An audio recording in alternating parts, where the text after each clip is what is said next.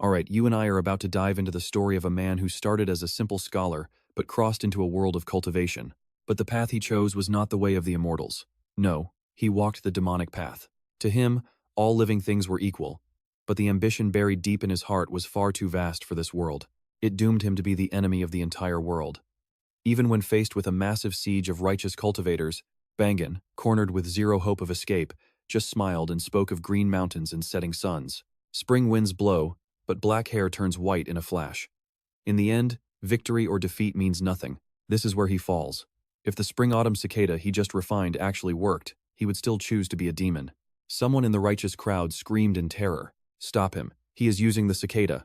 In an instant, he blew himself up on Topway Mountain without hesitation. Suddenly, the river of time flowed backward. Pay attention, because 500 years earlier, in Goal Village, a ceremony was starting. A grand ritual was held in the ancestral hall, lighting up the entire settlement like a sea of fire. An old man spoke softly. Ancestors, please watch over us. May this year's awakening ceremony bring us gifted youth so our clan gains fresh blood and hope. Then, he led the crowd to kneel. Every person in those white robes was an elder. A short while later, the ceremony came to an end. As the elders stepped outside, they could not help but sigh at how fast time had flown by. The last awakening feels like yesterday. And yet, the next annual ceremony is already starting tomorrow. Let's just hope a top-tier, A-grade talent appears this year. The Goal clan had gone 3 years without a genius, while Bai Village and Shang Village had prodigies like Bai Ningbing rising every single year. His talent was truly terrifying beyond measure. In just 2 years, he reached rank 3 as a master, dominating his peers so much that even the older generation felt the pressure. Even so, the Fang Shi branch had produced their own incredible prodigy this year. He could speak at 3 months and run at 4. He showed insane wisdom and talent from a very early age. Sadly, his parents died young, so he lived with his aunt and uncle. As the Goal clan leader, he watched every promising junior closely, and among them, the brightest name was Goal Bangan. If the boy awakens an A-grade aptitude today, he might actually surpass the genius from Bai Village one day. You and I both know even a B-grade result would make him a pillar for the clan's future. With that, the leader told everyone to get some sleep tonight and save their energy. As for the little schemes the elders were cooking up, he had seen through them a long time ago. Leader Goal warned them in a low voice. Compete if you want, but keep it fair and open. No dirty tricks allowed that would damage our unity. All of you would do well to remember that. Though every elder had their own plans, none of them dared to ignore the warning. Soon, they all left one by one. Looking out at the endless drizzle beyond the window, the Goal clan leader let out a long, heavy sigh. These kids were the clan's only hope. At that moment, the boy on the bed suddenly shot upright, eyes wide open. Goal Village. 500 years in the past. That Spring Autumn Cicada actually worked. Bangan walked slowly to the window, letting the cold rain and wind strike his body. For the man he is now, those 500 years of blood, death, and war felt like nothing but a fleeting dream. Legend says there is a river of time in this world, a force that keeps heaven and earth moving. By using the power of the Spring Autumn Cicada, one could swim against the current and return to the past. But the world never agreed on that rumor. Some dismissed it completely, while others remained half convinced and half doubtful. Because every time the cicada was activated, the price was your very life. The user had to burn away their body, all their cultivation, and every bit of their foundation to drive it forward. That price was simply too brutal. So brutal that almost no one could accept it. And even after dying, who knew the result? What if the rumors were fake? What if the whole thing was just a big lie? If Bangan had not been pushed into a dead end, he never would have used it. But now, he believed it because he was reborn. The only pity? You and I will see the truth soon enough. You and I are about to see what happens when a demonic legend gets a second chance after refining the ultimate goo through pure slaughter. In this world, goo comes in all sorts of strange forms. Some just vanish forever after only one use, or maybe 2 or 3. Others can be used over and over, as long as you do not push them too far. Maybe the Spring Autumn Cicada is a one-time use item, but even if it is gone, it really does not matter. He can always refine another one. Besides, his 500 years of memories and raw experience are his real secret weapons for this new life. Tucked away in those long years are countless hidden treasures that nobody else has claimed yet. He knows exactly what major events are coming, allowing him to grab the pulse of history and outrun every great figure. Not to mention the lethal combat insight he carved out through 5 centuries of brutal cultivation. Even so, he is carefully planning his next move, because the immediate problem is actually quite simple. All those golden opportunities are scattered across the world. Many only open at specific times, and they all require a certain cultivation level. Right now, his primeval sea has not even opened yet. He is not even a real goo master yet. Stick with me here in these dangerous mountains. Even a common wild boar could end his life before his new journey even truly begins. That means he has to use the clan resources to boost his power as fast as humanly possible. To a man who lived 5 centuries on the demonic path, Qingmao Mountain and Gu Yue Village feel like a tiny cage. But while cages lock you in, those strong bars also provide safety. For now, he will play his cards from the inside. Once he hits rank 3, he can finally leave this tiny backwater behind for good. Tomorrow is the awakening ceremony. Soon, his official journey into the world of Gu cultivation finally begins. Thinking about his own talent, a cold and mocking smile slowly spreads across his face. Suddenly, the door creaks open. A young boy who looks exactly like Fang Yuan walks in and asks why he is standing in the rain. Fang Yuan turns around and stares at the boy. A complicated look flashes in his eyes because the kid standing there is his twin brother, Gu Yue Fangzheng. Fangzheng is not surprised by the cold greeting. His older brother has been acting like this since they were little kids. He just figures that geniuses are built differently than everyone else. Even though they share the same face, he always feels as insignificant as an ant compared to his brother. They have the same mother, so why was fate so incredibly unfair to him? It gave his brother a heart as hard and brilliant as a diamond, while leaving him with nothing more than an ordinary stone. Whenever people look at him, they only see Fang Yuan's shadow. Over time, he even started to hate seeing his own face, as if a massive stone were crushing his chest, leaving him quieter and more withdrawn. Fang Yuan saw those feelings long ago. Their parents died on a mission when they were only 3 years old. Their uncle and aunt used the excuse of raising them to steal their home and treat them with pure cruelty. Now, as a transmigrator, Fang Yuan wanted to keep a low profile, but the harsh reality of life forced him to reveal his unnatural talent early. But that talent was just a mature soul reciting famous poems from Earth that had survived for thousands of years. Under all that pressure, he had to wear a mask of indifference, and eventually, that mask just became his real face. His relatives only stopped the abuse because they saw him as a future investment. The moment he loses that value, they will cast him aside. The ironic part is that his younger brother never truly saw through any of it. After awakening A-grade talent and getting the clan's backing, he actually starts trying to hold his own brother down. Meanwhile, Fang Yuan's actual aptitude will only reach C-grade at the very best. Fate really loves a good joke. The older twin monopolized the title of genius for 10 years, even though he only had C-grade talent, while the younger brother stayed in the shadows despite having rare A-grade potential the whole time. When the awakening results drop, the entire clan will be stunned. The younger brother will soar to the heavens while the legendary older brother crashes to the dirt. So what do you and I take from this?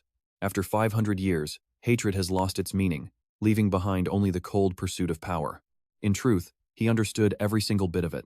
All right, you and I are seeing everyone from his family to the enemies who hunt him 5 centuries later. It is all just survival of the fittest. This had always been the essence of the mortal world, where everyone is driven by their own dark ambition. Everyone gambles for a tiny spark of heaven's favor. Why would trampling or killing others to reach the top be hard to understand? If someone dared to stand in the way of his goals, then no matter who it was, the end was always life or death. If his heart was vast enough to challenge the whole world, then so be it. He was destined for a lonely road, paved with slaughter and endless calamity. Revenge was never the goal. On the demon path, there is no such thing as compromise. Bangan told his brother calmly, "You may leave." Instantly, the look in the younger boy's eyes froze. Under that heavy gaze, he felt like he was standing naked in the snow with not a single secret left to hide. Hesitating, he backed out the door and muttered, "See you tomorrow, brother." Outside, the night watchman struck his wooden clapper in steady rhythm and called out that it was the hour of Ein. Beware of fire. The warning drifted through the window as Bangan slowly opened his tired, dry eyes. Now, pay attention here. This is where Bangan begins spinning the plans he has been refining for 500 years. He had only slept for 2 hours. Since this body had not begun cultivation yet, waves of deep exhaustion and drowsiness kept crashing over him. But for a man with 500 years of resolve, this physical discomfort meant absolutely nothing. He pushed open the window and looked out. The rain had finally stopped falling. A girl's voice suddenly drifted up. "Young Master Bangan, I see you are finally awake." Under her service, Bangan calmly dressed. He remained completely unfazed by the girl's full and very eye-catching figure. His heart remained still as water. He knew exactly what this maid really was. On the surface, she looked soft and innocent, but she was a spy planted by his aunt. She was vain and cold, the type who would betray him the second things got ugly. The wooden door creaked open as Bang Zhong stepped in, seeing that delicate girl attending so closely to his brother. "Watch this jealousy, you and I know it is trouble." He could not help but imagine how wonderful it would feel if Shanu served him like that. Right now, his only attendant was a wrinkled old woman. Worse yet, even that servant had only been granted because his older brother had asked their aunt and uncle for the favor. At that moment, Bangan brushed Shanu's hands aside and said flatly, "Enough. No need to keep fussing. You may leave." The girl pouted slightly. She found his total lack of interest today strange and honestly, a little hurtful to her pride. She wanted to say something sweet and spoiled, but the chilling aura around Bangan crushed those thoughts before they could leave her mouth. Her lips parted, but in the end, she just answered softly, "Yes," and withdrew obediently. Only then did Bangan turn to Bangjong and ask, "Are you ready?" Bangjong stood frozen by the doorway and gave a quiet hum in response. How could Bangan not know what his brother was thinking? Exposing it now would change nothing. Before long, the two of them walked together as the villagers whispered among themselves, "Look, there go the two Gu Yue brothers. The one with the cold face is Bangan, the once-in-a-generation genius of our whole clan." Hearing those voices, Bangan sighed. A tree that rises above the forest always catches the wind first. By now, the first light of dawn was already spilling across the horizon. Bangan's shadow stretched long across the road ahead, yet Bangjong suddenly felt as though he were walking straight into darkness. The source of that darkness was his own brother. He feared he would never break free from Bangan's shadow. That enormous pressure hanging over him made his chest tighten until even breathing became difficult. Watching this, Bangan's face remained calm. Inwardly, he thought his uncle and aunt were truly skilled at their game. They were absolute masters at driving wedges and turning brothers against each other. In his past life, he lacked the experience to see through their manipulation. And trust me, you and I are about to watch him tear their petty schemes apart. All right, everything is about to change. With Fang Yuan's current methods and the mindset of someone who walked the demonic path for 500 years, this was all child's play. He could take control of Shen Kui early, and Fang Zheng could just as easily be suppressed or subdued. Even with his aunt, uncle, and the clan elders, Fang Yuan had hundreds of ways to keep them in line, but he simply had no interest in that. Because what did it matter if Shen Kui was beautiful? Without love or loyalty, she was nothing more than flesh. And what if Fang Zheng was his blood brother? If the time came to abandon him, then he would be abandoned. As for his uncle, aunt, and those elders, they were all just ants in Fang Yuan's eyes. Why waste precious thought and effort on such people? But if anyone truly dared to block his path, Fang Yuan would make sure they suffered a fate far worse than death. Morning sunlight rises over the mountains as hundreds of 10-year-olds gather in front of the clan pavilion. This place was the true center of power for the entire village. The academy elder in charge of the ceremony spoke slowly, saying that since everyone was here, he would not waste words. "Today will be one of the greatest turning points of your lives, so follow me." With that, he led the crowd through the entrance hall and headed downward. They followed the stone stairs into the underground cavern, and under the dim natural glow, the youth could not help but gasp in amazement. None of them had expected such a breathtaking scene to exist beneath the ground. Hundreds of years ago, the Gu Yue clan migrated from the central continent to the southern border and settled on Qingmao Mountain. It was all because of a spirit spring hidden inside this cavern, which was the true foundation of Gu Yue village.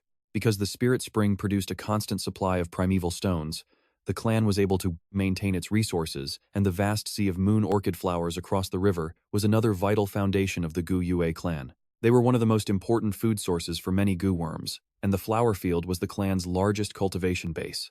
A sight like this naturally left all the boys and girls wide-eyed in wonder. The elder then spoke again, telling all of them to listen carefully. "When I call your name, cross this river and walk to the other side. Walk as far as you can. Is that clear?" The moment those words fell, no one dared to slack off because they knew the farther one walked, the better their aptitude, which changed a person's entire life. Pay attention, because this is where we see who has potential. Gu Yue Jiangbei. Hearing his name, the young boy slowly stepped into the stream and onto the flower field by the riverbank. But in the very next instant, he felt an invisible pressure crash down on him as if an unseen wall stood in front of him, blocking his path. He clenched his teeth and forced himself forward for 3 steps, but the floating lights made it impossible to go further. No matter how hard he tried, he could not take a 4th step. The elder sighed and wrote down that Jiangbei had 3 steps and no aptitude to become a Gu master. The moment those words were spoken, whispers of pity spread through the crowd. But the elder did not pause and called the next name. In truth, not everyone possessed cultivation aptitude. Generally speaking, if 5 out of 10 people could cultivate, that was already considered quite good. But within the Gu Yue clan, the ratio was even higher, reaching around 60%. That was because the immortal ancestor, the founding leader of the Gu Yue clan, had once been a legendary powerhouse. Due to his cultivation, his bloodline had long carried the foundation needed to bear power. And because the descendants of the clan inherited that bloodline, their aptitudes were generally higher than average. Still, the fact that the first 2 members showed no aptitude at all made the clan leader feel a trace of worry. "Okay, I know what you're thinking. Is anyone going to succeed?" Well, watch Gu Yue Mo Bei stride directly onto the river path. His body was far stronger than others his age, allowing him to charge forward dozens of steps in one breath. In the end, he came to a firm stop at 36 steps, sending the kids on the opposite side into shock. The elder announced that Gu Yue Mobe had first-grade aptitude. "Come here and let me inspect your primeval C," the elder said, placing a hand on the boy's shoulder. The elder recorded a 66% primeval C. "Trust me, you and I are watching a genius rise. All right, you and I are diving into a world where your cultivation aptitude at birth is split into 4 distinct ranks, A, B, C, and D. With the right training, a C rank could become a solid rank 1 Gu master in 3 years, serving as the clan's foundation. The best C ranks might even hit rank 2 within 2 years, eventually becoming the real backbone of the family. B rank talents? They are groomed from day 1 to be the future elders of the clan. Give them 6 or 7 years of hard work, and they will likely reach the level of rank 3. But an A rank is a massive blessing for the whole clan, hitting rank 4 in just 10 years with careful training. Right then, the elder looked at Gu Yue Mobe and said, "Work hard and stay focused on your cultivation. You are destined to be an elder one day." Hearing that, another elder couldn't help but burst out laughing. "Not bad for my grandson, right?" That man was the powerful Gu Yue Mo Qin. Gu Yue Qi Lian just snorted coldly and stayed silent. Half an hour later, half the kids had finished the test. Plenty of C and D ranks showed up, but almost half the group ended up having no cultivation talent at all. The clan leader sighed. Over the years, the strength of their bloodline had been fading away, bit by bit. It had been ages since a rank 4 expert had risen to give the clan the strength it needed. Now pay attention here, as the talent of the clan drops, the elder calls out a name you and I need to remember. Gu Yue Qi Cheng. This was Qi Lian's grandson. Qi Cheng was shaking like a leaf, looking absolutely terrified as he stepped forward. But surprisingly, this frail kid dashed forward and stopped at 36 steps. The recording elder beamed with joy. Another B-rank talent. Qi Lian turned toward Mo Chen, who was gloating just a second ago, and erupted into a loud, triumphant laugh. Meanwhile, Fang Yuan watched Qi Cheng with a very cold, thoughtful gaze. According to his past memories, this boy was supposed to be a mere C-rank talent. His grandfather had faked the test results to make him look like a B rank, and once the truth finally broke, Qi Cheng was severely punished for the deception. Honestly, if Fang Yuan wanted to cheat, he knew 1,000 ways to pull it off. Many were far more flawless than Qi Cheng's sloppy trick. But the problem was that after being reborn, Fang Yuan had absolutely zero time to prepare. More importantly, even if the lie worked for a bit, it would eventually fail. His slow cultivation speed would eventually expose him. But Qi Cheng had his powerful grandfather, Qi Lian, backing him up. He was one of the 2 strongest elders in the family, with more than enough power to bury any secrets. To make matters worse, Qi Lian and Mo Chen had been bitter, lifelong rivals. These 2 men led the 2 largest and most powerful factions within the entire clan. To keep his rival down, Qi Lian desperately needed a talented grandson to maintain his family's prestige. That was how the lie survived for now. But stick with me, because secrets like this always have a way of blowing up eventually. If Fang Yuan were to expose the fraud right now, he might get a tiny reward from the clan, but he would also turn the powerful and influential Qi Lian into a deadly enemy. With his current low strength, he couldn't move against the elder, or even use the secret for blackmail. Doing so would only invite disaster. Finally, it was Fang Yuan's turn to step up to the plate. Let's pause here. The legend Fang Yuan is thinking about right now actually explains his entire mindset. They say when the world was first born and still savage, terrifying beasts known as predicament roamed across every corner of the land and ruled over all humans. In that world of monsters, the very first human was finally born. His name was Renzu, but the predicaments loved the taste of human flesh and were constantly trying to hunt Renzu down. Renzu did not have a body as strong as stone, or the sharp fangs of a wild beast. How could such a weak human possibly fight against monsters like the predicaments? He spent every single day just hiding and running. With a starving stomach, and sitting at the absolute bottom of the food chain, Renzu was on the very brink of no longer being able to survive. Suddenly, 3 Gu approached Renzu. They told him that if he used his own life to nourish them, they would help him survive his misery. Renzu was backed into a corner with no other choice, so he agreed to their terms. He gave up his youth to nourish the largest of the 3 Gu first. That Gu gave him strength, and as we're about to see, power is the only thing that will help Fang Yuan survive what's coming next. Let's dive into the legend of Renzu, a man who learned that strength isn't all-powerful. Facing a swarm of endless problems, his own power was just too small.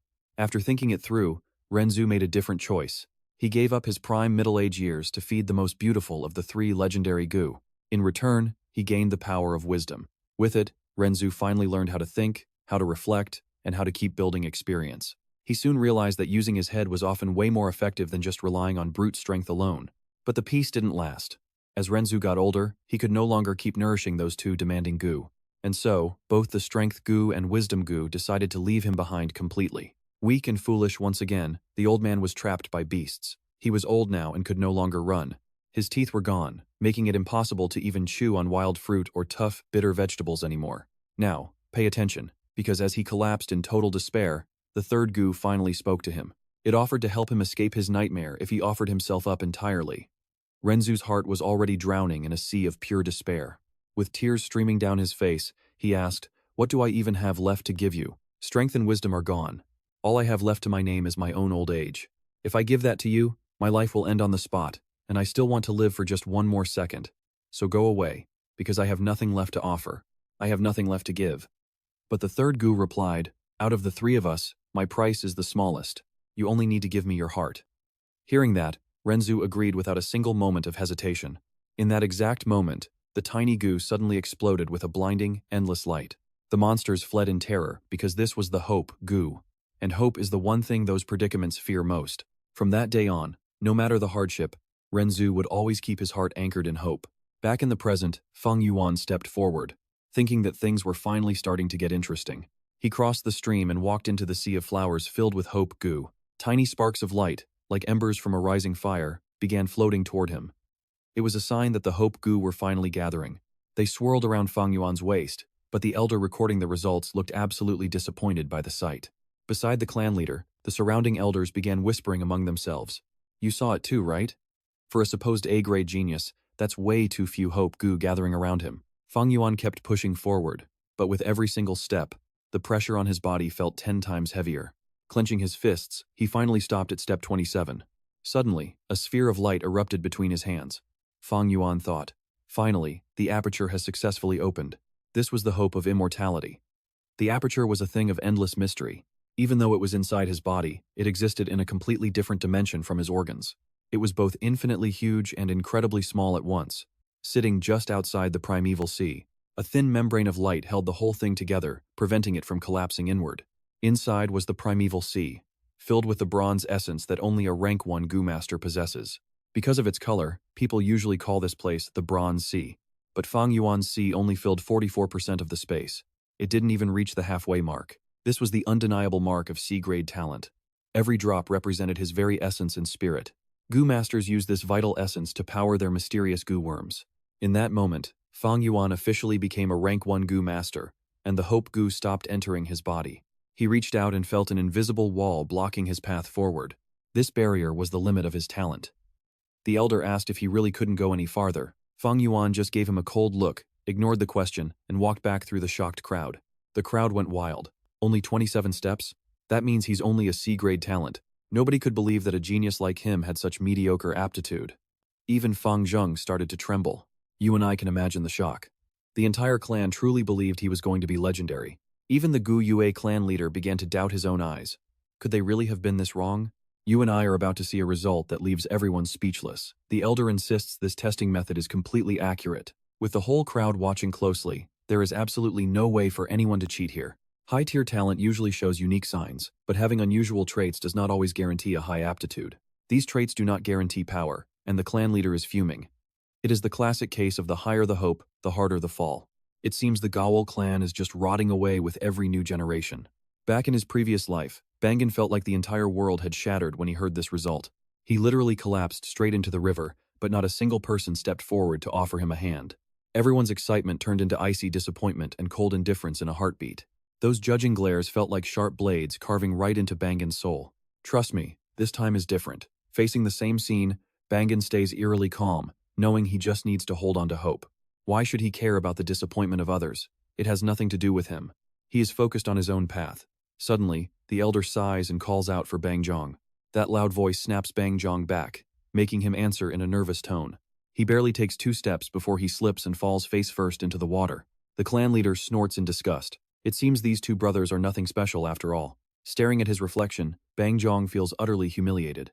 That fall was honestly just disgraceful. Suddenly, a hand grabs him and yanks him up. Bang Zhong looks up at his older brother.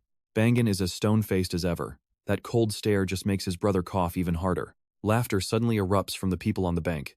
Everyone laughs at the pathetic pair while the clan leader watches in silence. As Bang Zhang stands there in a daze, his brother's voice commands him to go. The path ahead is going to be wild. Before his brother can even think, Bangan turns and walks away without looking back. Confused, Bang Zhang heads toward the flowers, wondering how his brother stays so calm. If it were him, a failure like that would have crushed his spirit forever. But before he knows it, he has already reached the 43rd step. Now pay attention, this is the moment the clan leader finally loses his mind.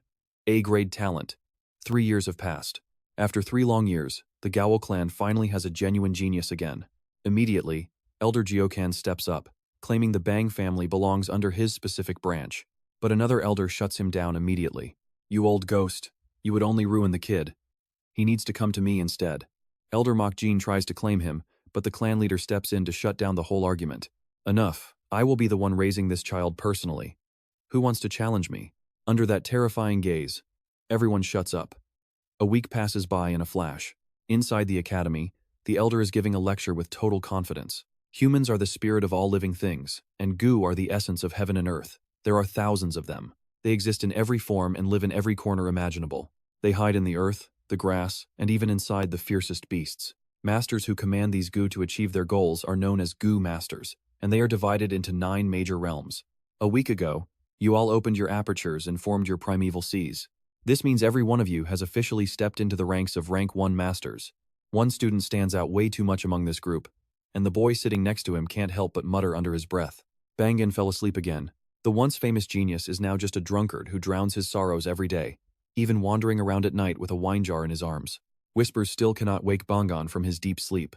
The elder's face twists in anger. A full week has passed, and you and I see this brat is still acting like a complete mess.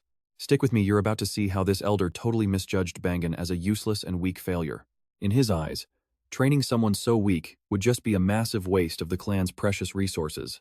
Snorting with contempt, the academy elder turned back to his lecture about the powerful experts that have appeared throughout their clan's history. Only 2 ever reached rank 5, the first being their founding ancestor, the man who started it all. He built Goal Village from the ground up, while the second legend was the clan's 4th leader. That man was a genius, cultivating all the way to the realm of a rank 5 Gu master through extraordinary talent. If not for that dirty flower wine wanderer launching a sneak attack back then, he might have even reached rank 6. Keep in mind that flower wine wanderer was a rank 5 Gu master himself. He was a notorious, lustful demon who committed evil for years and left behind a vicious name on the demonic path centuries ago. He fled to Qingmao Mountain, planning to wreak havoc in Goal Village before the 4th leader finally exposed his location. After an earth-shaking battle, the flower wine wanderer was beaten until he was kneeling and begging the leader for mercy. Now pay attention here, the leader was truly kind-hearted, but the demon used that mercy to suddenly land a devastating, near-fatal strike. In a burst of pure fury, the clan leader killed the flower wine wanderer right there on the spot. Tragically, the leader succumbed to those heavy wounds shortly after the battle was over. To every member of the Goal clan, the 4th leader is a hero who sacrificed himself for the village. Hearing this, Bangan slowly opens his eyes too. Flower wine wanderer, where exactly did you end up dying all those years ago? Why had he searched nearly every corner of the village and still failed to find anything? In his memories from a past life, a heartbroken Gu master is supposed to get dead drunk and collapse right outside the village in about 2 months. The heavy scent of alcohol on that man unexpectedly lured out a liquor worm. That master followed the wine trail and discovered an extremely well-hidden cave. After venturing inside despite the many dangers that were waiting there, he obtained the demon's corpse and inheritance, causing his cultivation to advance so fast he became the village's biggest rising star for a time. But here is our main problem. Bangan only knew the rumors of that story, not the actual location of that hidden cave entrance. After all, who could have imagined he would truly be reborn? So for the past few days, Bangan has been wandering the outskirts every night with jars of wine, hoping the scent works. He is desperately hoping the scent will finally lure that liquor worm out. Unfortunately, even now, he has not found a single trace of that elusive worm. If he could find it and refine it as his vital Gu, it would be far superior to the clan's moonlight Gu. Bangan sighs, looking out the window. In the blink of an eye, it is already April. Time truly waits for no one in this world. Another month slips by, and Bangan still has not found even the slightest trace of that elusive liquor worm. Just then, the elder suddenly tells the class that it is finally time for every one of them to refine their very first vital Gu. After this lesson ends, you will all head to the Academy's Gu chamber and choose your very first Gu worm. Focus all your energy on refining it until the process is complete before coming back to school. This is your first official exam. First place gets a massive reward of 20 primeval stones to kickstart their training. Everyone knows that a master's strength is totally dependent on how powerful their Gu is. The second he finishes speaking, the students start shoving each other to reach the goo chamber first. But the guard standing out front suddenly shouted for everyone to line up one at a time. No matter how excited they were, they had to obey. Before long, it is finally Bangan's turn to step up and choose his first goo. Goo worms are divided into 9 different levels that match a master's rank, but in this clan chamber, they naturally only keep rank 1s. Typically, a rank 1 master can only handle using a rank 1 goo. If a goo master tries to forcefully use a high-ranked goo, the price they pay is usually absolutely devastating. Goo worms have to be fed, and the cost of feeding high-level ones is far beyond what a low-level goo master can actually afford. That is why beginners almost always start with rank 1 for their very first refinement. This first goo is incredibly important for their future. This first partner is your vital goo. If your vital goo dies, you will suffer a backlash that could ruin you. And trust me, you and I are going to want to see if his big gamble for the liquor worm actually pays off. Alright. You and I are watching Bangan take a gamble, because that liquor worm is still nowhere to be found.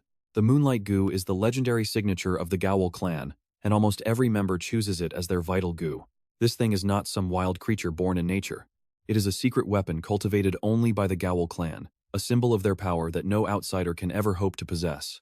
Even so, compared to this specialty, that liquor worm is way more valuable.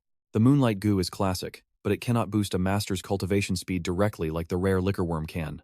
After picking his goo, Bangan heads straight to the local wine shop, buying 2 more jars of aged wine from the owner, just like he has done every day. He wanders the village outskirts with the jars, hoping to lure that elusive liquor. Primeval stones are the gold of this world, packed with pure essence from heaven and earth that fuels a master's growth. They measure wealth and trade, but they also let masters cultivate faster, acting as both high-value currency and a vital physical resource at the same time. If Bangan keeps burning through them like this, his stack of stones is going to hit 0 before he knows it. Buying 2 jars every day for 7 straight days has already drained his savings dry. To a master, these stones are his lifeblood. They are the core of cultivation itself. With enough stones, your speed skyrockets, and you can even make up for having a weak, low-grade talent or aptitude. Bangan realizes that by tomorrow, he might not even have enough stones left to buy another jar of wine. Now watch this tension. The liquor worm is still hiding. Will he be forced to settle for the Moonlight Goo? The Academy Elder already promised 20 extra stones to the first person who refines their vital goo, so every student is now throwing themselves into the process, all fighting for first place. But refining a goo is a brutal test of natural aptitude.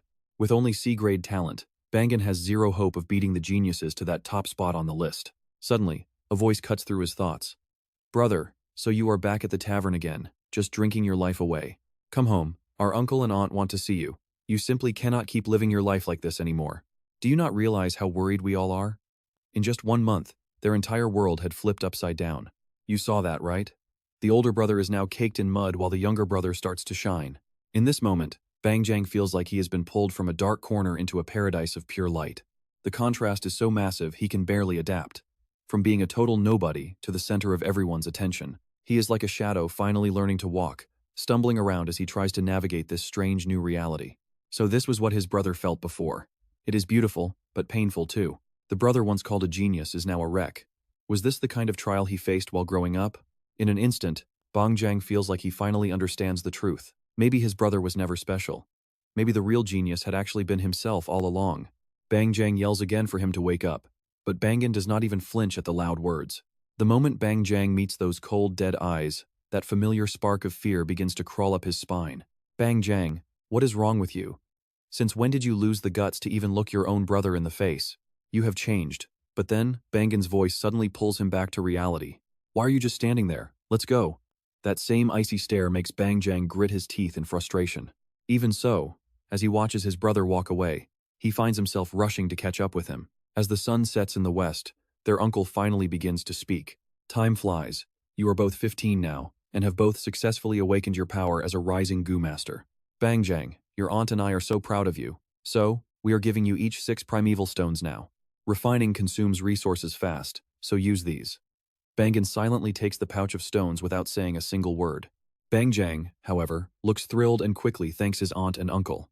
And trust me, you and I can see he really needs those stones to refill his primeval essence now. Alright, you and I are about to see a cold-blooded calculation disguised as family love.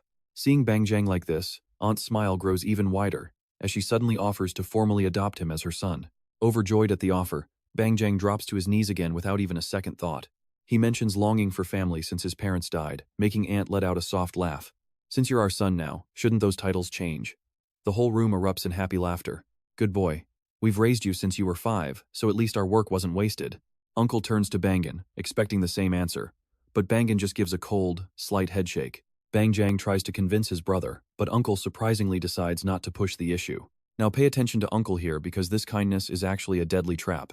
He offers 200 primeval stones for support, an amount that makes Bang Jang's head spin.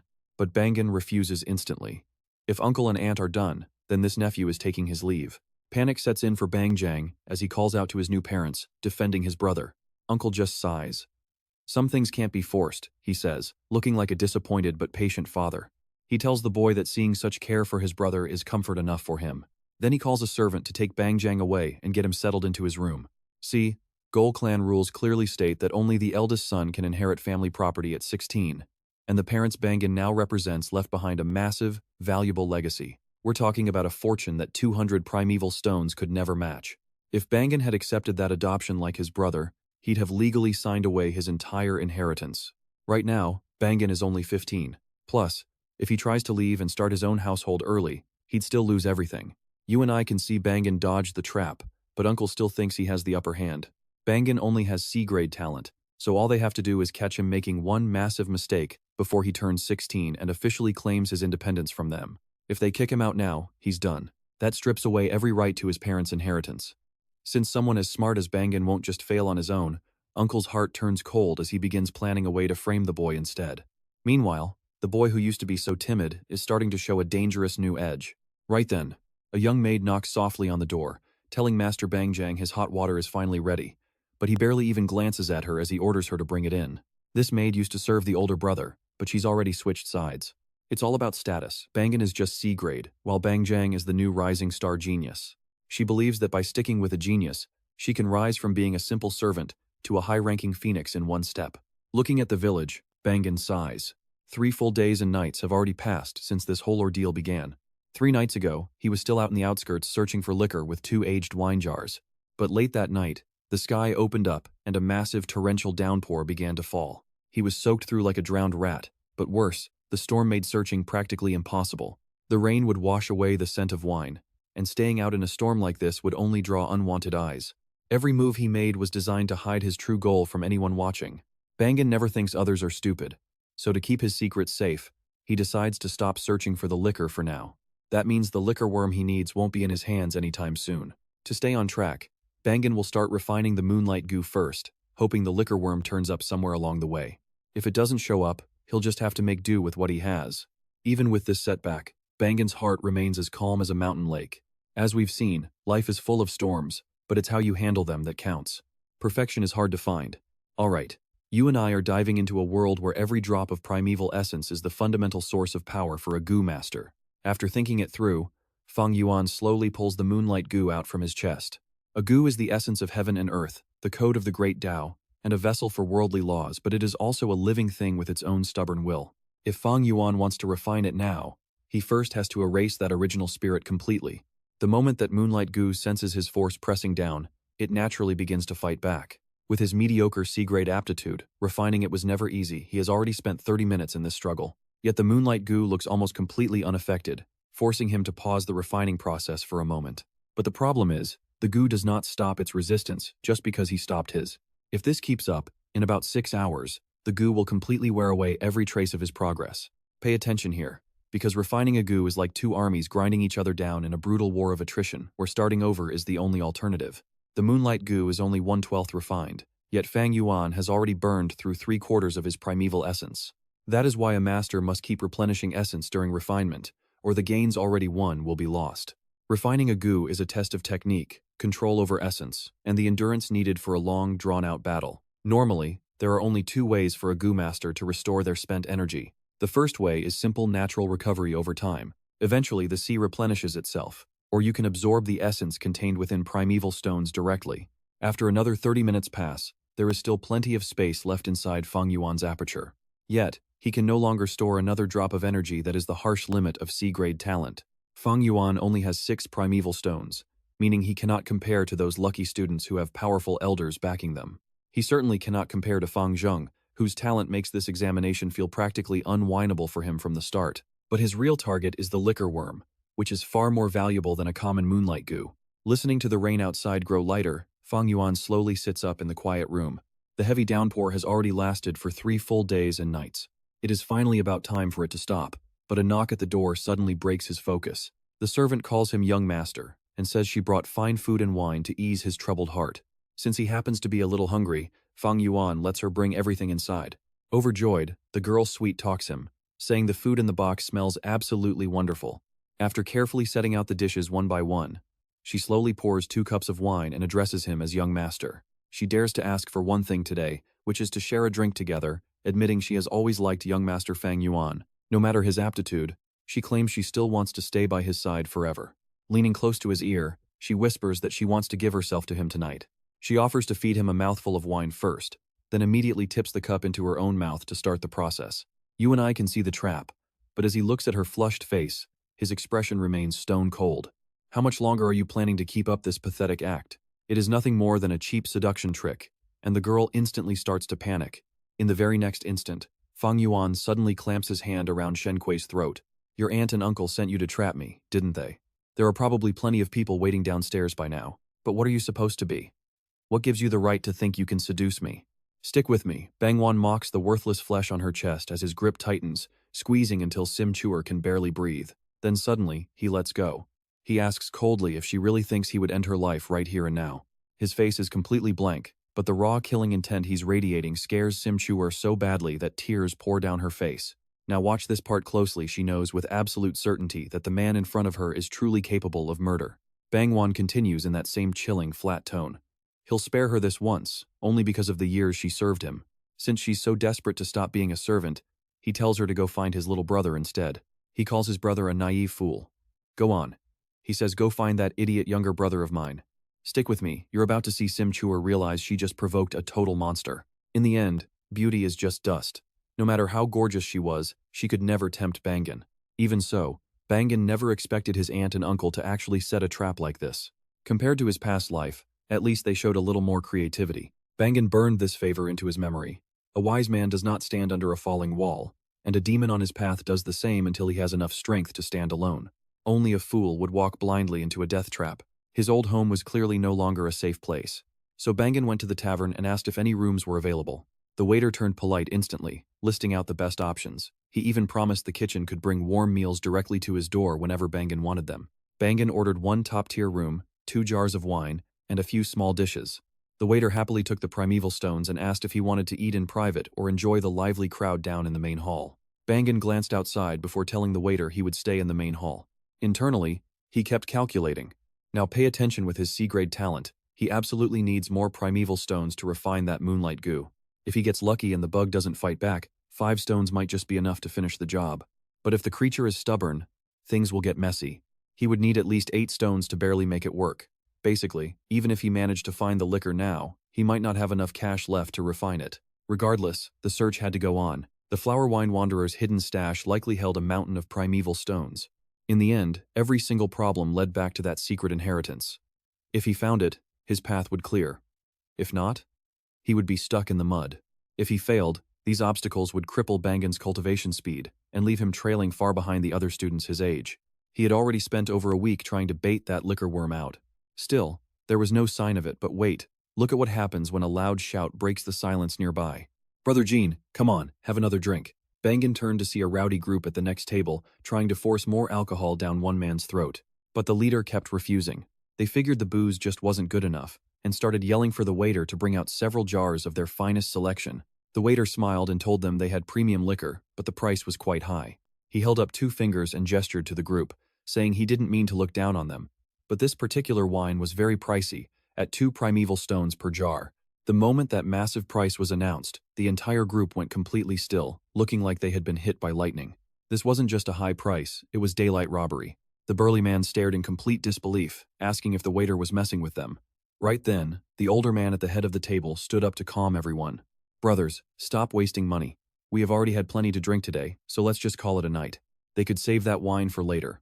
But as he spoke, someone sitting nearby burst out into mocking laughter. Why all the noise?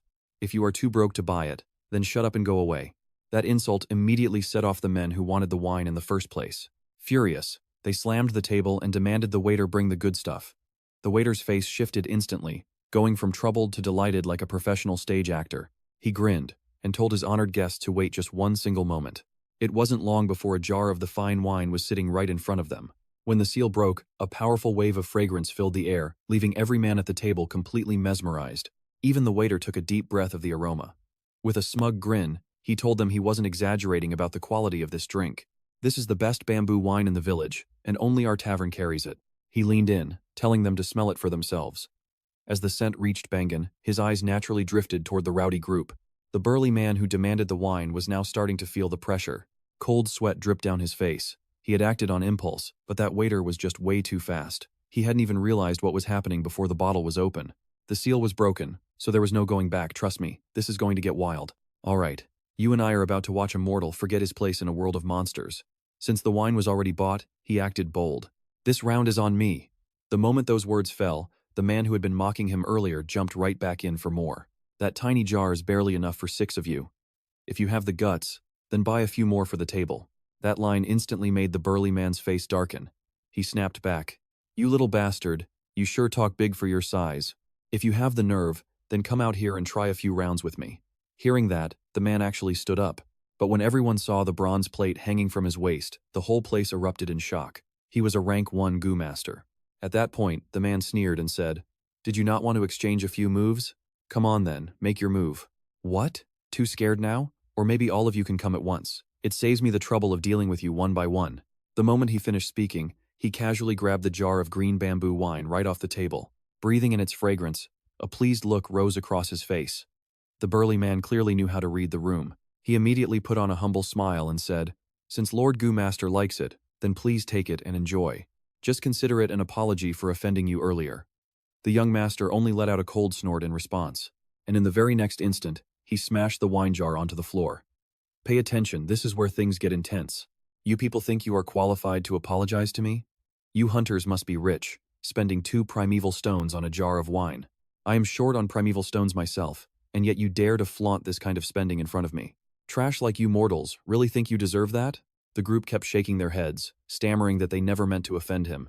Some were already fumbling at their waists, pulling out their primeval stones and bowing low as they offered them over with both hands. We truly meant no offense, Lord Goo Master. Please accept these primeval stones as a sign of our respect. The bronze plate at that young man's waist was proof enough that he was a rank 1 Goo Master, but judging by his appearance, he was already in his 20s, and from the aura of primeval essence radiating from him, he was likely only at rank 1 upper stage. If he had begun cultivating at 15 and was still stuck at rank 1 in his 20s, his aptitude was likely D-grade, maybe even worse than Fang Yuan. And from the way he carried himself, he was probably a support type, not even a true combat Goo Master. Even so, dealing with 600 brutes like these would still be effortless for him. That was the raw difference in power between Goo Masters and mortals. You and I know the rule strength is everything, and this world doesn't bother hiding that fact from anyone. Just then, someone sitting at the same table as that rank 1 Goo Master suddenly spoke up to stop him. That is enough, Ka. A little lesson is one thing, but do not keep making things hard for these mortals. You may not feel embarrassed, but I certainly do. Hearing that, Kie finally turned around and started walking back to his table. But after only 2 steps, he suddenly looked back again and sneered at the burly hunter from before. Go on then, keep drinking. Keep drinking that green bamboo wine. Maybe it will help you forget how pathetic you looked in front of me. Those words scared the group so badly, they barely breathed. At that moment, as the fragrance of spilled wine drifted up, Fang Yuan slowly put down his chopsticks and watched. Then he calmly told the waiter to bring him a jar of green bamboo wine as well. That single move instantly made the hunters' faces change, because what Fang Yuan had just done was no different from slapping Kea across the face in public. Ka also turned to look at Fang Yuan at that moment. Once he sensed the faint aura of primeval essence coming from him, he finally realized that this young man was also a Goo Master. Ka took the initiative to greet him, but Fang Yuan paid the greeting no attention, leaving those hunters stunned all over again. Right then, the waiter brought over a fresh jar of top-grade bamboo wine and handed it to Fang Yuan. After taking the wine, Fang Yuan calmly walked out the door under the eyes of everyone in the room. Over 300 years ago, the Gu Yue clan produced a figure of astonishing talent. At a young age, he reached rank 5. He became famous throughout Qingmao Mountain, basked in glory, and carried the massive expectations of his entire clan.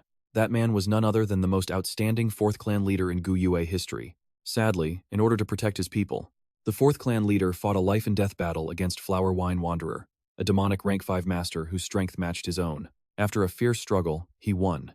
He even spared the demon's life, and trust me, that's where things get really dark. Alright, you and I are watching as that vicious beast launches a brutal sneak attack. Enraged, the fourth clan leader slaughters the Flower Wine Wanderer right then and there, but his own wounds are far too deep, and he eventually dies as well. Even now, this tragic story is still passed down among the Gu Yue clan. Fang Yuan remembers another story from his past life. About 1 month from now, a Gu master from the village, shattered by a broken heart, drinks himself into a stupor outside the walls. That heavy scent of liquor actually ends up attracting a liquor worm. That master follows the worm and eventually discovers the Flower Wine Wanderer's hidden cave and inheritance. Once he claims the liquor worm, his cultivation progress skyrockets instantly. Even the woman who dumped him comes crawling back, desperate for his attention. He becomes the village's biggest star. But Fang Yuan? He suspects a darker truth is hidden beneath this story. For the past few days, he has been searching while analyzing the mystery over and over. The more he thinks, the weirder it feels. If he found a secret inheritance, why would anyone report it to the clan instead of keeping it for themselves? After all, humans are naturally greedy. So what exactly forced that Gu master to ignore his own greed, abandon his treasure, and hand the discovery over to the elders?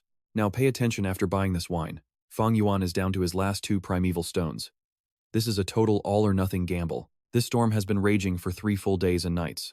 It washed away the muddy mountain air, leaving behind nothing but the pure scent of fresh grass and damp earth. Placing fine wine in an environment this clean is like dropping a single dot of ink onto a blank sheet of paper. That's why Fang Yuan feels so confident tonight. Plus, those 7 days of searching were not just a waste of time. At the very least, they proved the Wanderer did not die in those spots. Fang Yuan's other ace is the jar of green bamboo wine in his hand. It is the finest liquor in Gu Yue village. With all these conditions lining up, if success is coming, it has to be tonight. As Fang Yuan pours the green bamboo wine over the stones, one by one, the heavy fragrance of the liquor quickly fills the air. Even after he walks away, that scent lingers for a long time. He pours wine over another rock, repeating the process until the surrounding rocks are all stained with wine.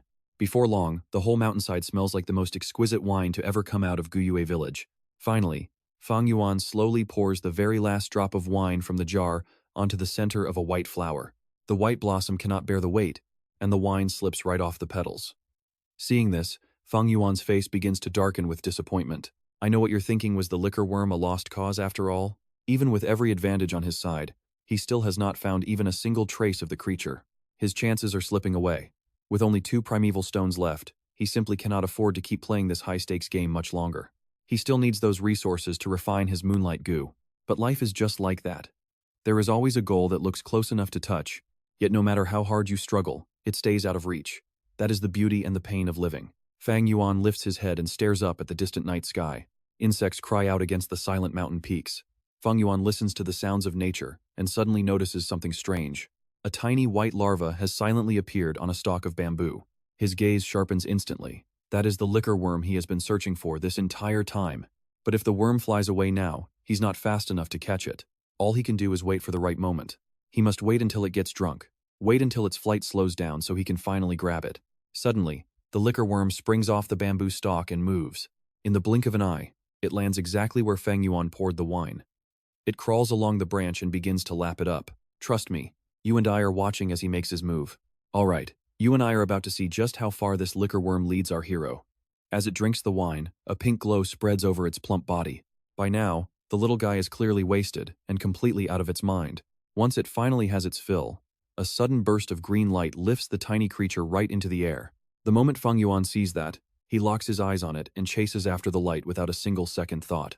He follows the liquor worm over steep hills and across rushing streams until he finally stops in front of a massive waterfall.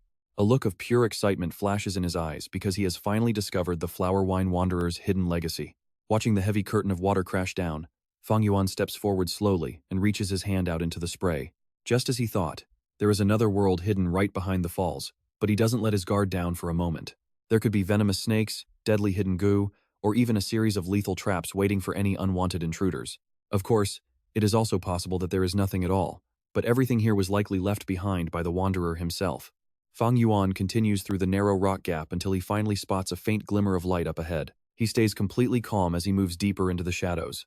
Once he reaches the source of that light, He stretches his hand out and slowly squeezes his body through the opening little by little. Judging by how far he has walked, he should have passed that giant boulder quite a long time ago. This means he is now standing directly inside the secret cavern of the mountain wall itself. Fang Yuan looks around and immediately spots several 9-leaf vitality grass dew and pouch grass dew growing nearby. In this world, goo come in all shapes and sizes, resembling everything from shiny minerals and crystals to insects or beasts. While the liquor worm looks like a silkworm, these new ones right in front of him take the form of simple plants. He slowly walks over to a decayed old tree that is completely wrapped in thick, tangled vines. The liquor worm has settled right on the trunk, so Fang Yuan grabs the tiny, drunken bug and tucks it away safely. Right after that, he spots a pale skeleton. Finally, he has found the remains of the legendary flower wine wanderer. Just as Fang Yuan is about to reach out and pull the vines away from the ancient corpse, now pay attention, because this part caught me off guard. A cold voice suddenly rings out, warning him not to touch a thing. His heart drops. Has someone been following him? Did his daily trips finally catch the eye of a dangerous watcher? Maybe his uncle sent an assassin, or perhaps it was that rank 1 goo master from the inn. Every possibility flashes through his mind. Countless guesses surge through his head as he desperately tries to find a way out of this trap. Right now, he is only a lowly rank 1 master, with no vital goo to call his own. For any master in his position, his actual combat strength is basically 0. How can he even think about fighting back? But the next words he hears make his blood run cold. You have already been poisoned by my secret gate, poison goo. Without the antidote in my possession, you will melt into a pile of pus and die within 7 days. Fang Yuan grinds his teeth and says, You want the liquor worm, do you? I can give it to you. But just as he rises to his feet, another voice suddenly echoes from behind him. I will give it all to you. Just take everything and let me live. Stick with me here, because this is where the mystery unravels. Fang Yuan spins around, only to realize he isn't actually alone with a ghost. On the cliff wall, an image has appeared. It shows the 4th leader of the Gu Yue clan kneeling and begging the wanderer for mercy. The flower wine wanderer sneers viciously. So, this is the so-called hero of the Gu Yue clan. What a joke. You reached rank 5 so young, yet you are this pathetic when faced with actual death. The leader cries and grovels, claiming he is not even worth a fart compared to the legendary wanderer. I was blind to offend you, my lord. Please just let me go. He begs for mercy based on the clan's past treatment, but the wanderer just looks at him with pure disgust. Treated me well? You have the nerve to say that? I came here to trade primeval stones for your moon orchid flowers. It was a fair price for everyone involved, but you and your clan were scheming against me from the very start. You acted like a humble host, just to lure me into a banquet and secretly poison my wine with goo. Too bad you fools underestimated me. I have traveled the whole world as the flower wine wanderer. Did you fools really think I would fall for such a cheap trick? If you had just cooperated like normal people from the beginning, none of this ever would have happened. Trust me, we just learned a lesson. They tried to use him as a stepping stone and paid the ultimate price. Alright, you and I are about to witness the most cold-blooded betrayal in history. Lord, please spare this dog life. My clan has primeval stones from the Spirit Spring and vast fields of moon orchid flowers growing deep in the underground caverns. I am willing to consume your slave worm and become your dog, serving you for the rest of my life. But that slave worm was an incredibly rare and legendary treasure. There was no way Flower Wine Wanderer actually had one on him. Still, Flower Wine Wanderer was not afraid of a rebellion. See, the clan leader was already dying from a secret poison worm, and only the Wanderer himself held the cure for it. Flower Wine Wanderer just laughed wildly. Fine. Every week you will bring me 30 portions of moon orchid petals and 3,000 primeval stones. From now on, I will come to collect my tribute at regular intervals. I will suppress the poison each time I collect, just so your pathetic dog life can drag on a little longer. The very moment those words left his mouth, the 4th clan leader grabbed the wanderer leg and started sobbing, repeatedly thanking him for sparing his pathetic dog life. Flower Wine Wanderer looked down in pure disgust at such a spineless little man. He coldly ordered him to stop the theatrics and just remember to keep those tributes coming in. Now pay attention, because here is where the real trap is finally sprung. Sudden, stabbing pain surged through the wanderer as he kicked the leader away. As the wanderer trembled in agony, the 4th clan leader slowly stood up with a dark, chilling laugh. Demonic scum like you should all be killed. This worm is called the Moon Shadow. It is a rank 4 expert at staying hidden, and it just locked down all the energy in your spirit sea. You have already used up most of your battle worms in our long fight, haven't you? So why not surrender right now and become my loyal servant instead? Serve me well and I might let you live. But there was no way Flower Wine Wanderer would ever submit. In a flash, he struck out with a palm, blasting the clan leader and leaving him critically injured on the spot. Seeing the carnage, the surrounding elders rushed in. These demonic cultivators truly are complete madmen. Kill this demon and avenge our leader. He is hit by the Moonshadow Worm and cannot move his energy anymore. The longer this fight lasts, the more his very soul will be permanently damaged. Flower Wine Wanderer just laughed wildly. If you all want to die that badly, then come at me together. A demon who once shook the world had nearly fallen because of one tiny lapse in judgment. He never imagined the so-called genius hero of the clan would be the total opposite of a hero, a scheming, filthy snake. With his last bit of strength, he heavily wounded the fourth clan leader and every single elder in his way. He wanted to kill that treacherous hypocrite right there on the spot, but with the poison raging through his body, he had no choice but to retreat for now. In the end, he could only leave his burning hatred for a future revenge. As Fang Yuan watched this scene replay over and over on the stone wall, he finally understood the full truth of what had happened here. So, that was it. The Wanderer must have used a high-level image-preserving worm to leave this recording on the stone wall. This spirit worm can imprint moving scenes and project them outward, needing only moonlight and sound to keep the recording playing. The master who discovered this hidden place in Fang Yuan's past life was likely paralyzed with fear the second he saw this image. As for the elders who survived that massacre, they have probably all turned into dust by now. To prevent the truth about Flower Wine Wanderer from causing chaos later, the clan leaders likely kept this a deep secret among themselves. If that master had chosen to keep this inheritance for himself, only for it to be discovered later on, he would have been crushed by the clan leaders. That is why he did not dare hide it. Instead, he reported the entire inheritance to the people in charge. By doing that, he proved his loyalty and was rewarded for his wisdom. But yeah, I know what you are thinking. Fang Yuan is definitely not going to make that same mistake. An inheritance found with his own two hands should naturally be swallowed whole by him and him alone. Why share it with anyone else? And even if they find out later, so what? Without a freezing winter, the plum blossoms have no scent. Without risk, there is no real gain. That other master was just too timid. Fang Yuan reached out and tore the vines off the corpse. He kicked the rotting skeleton aside and started carefully searching through the remains. And trust me, you and I just saw a demon start his path.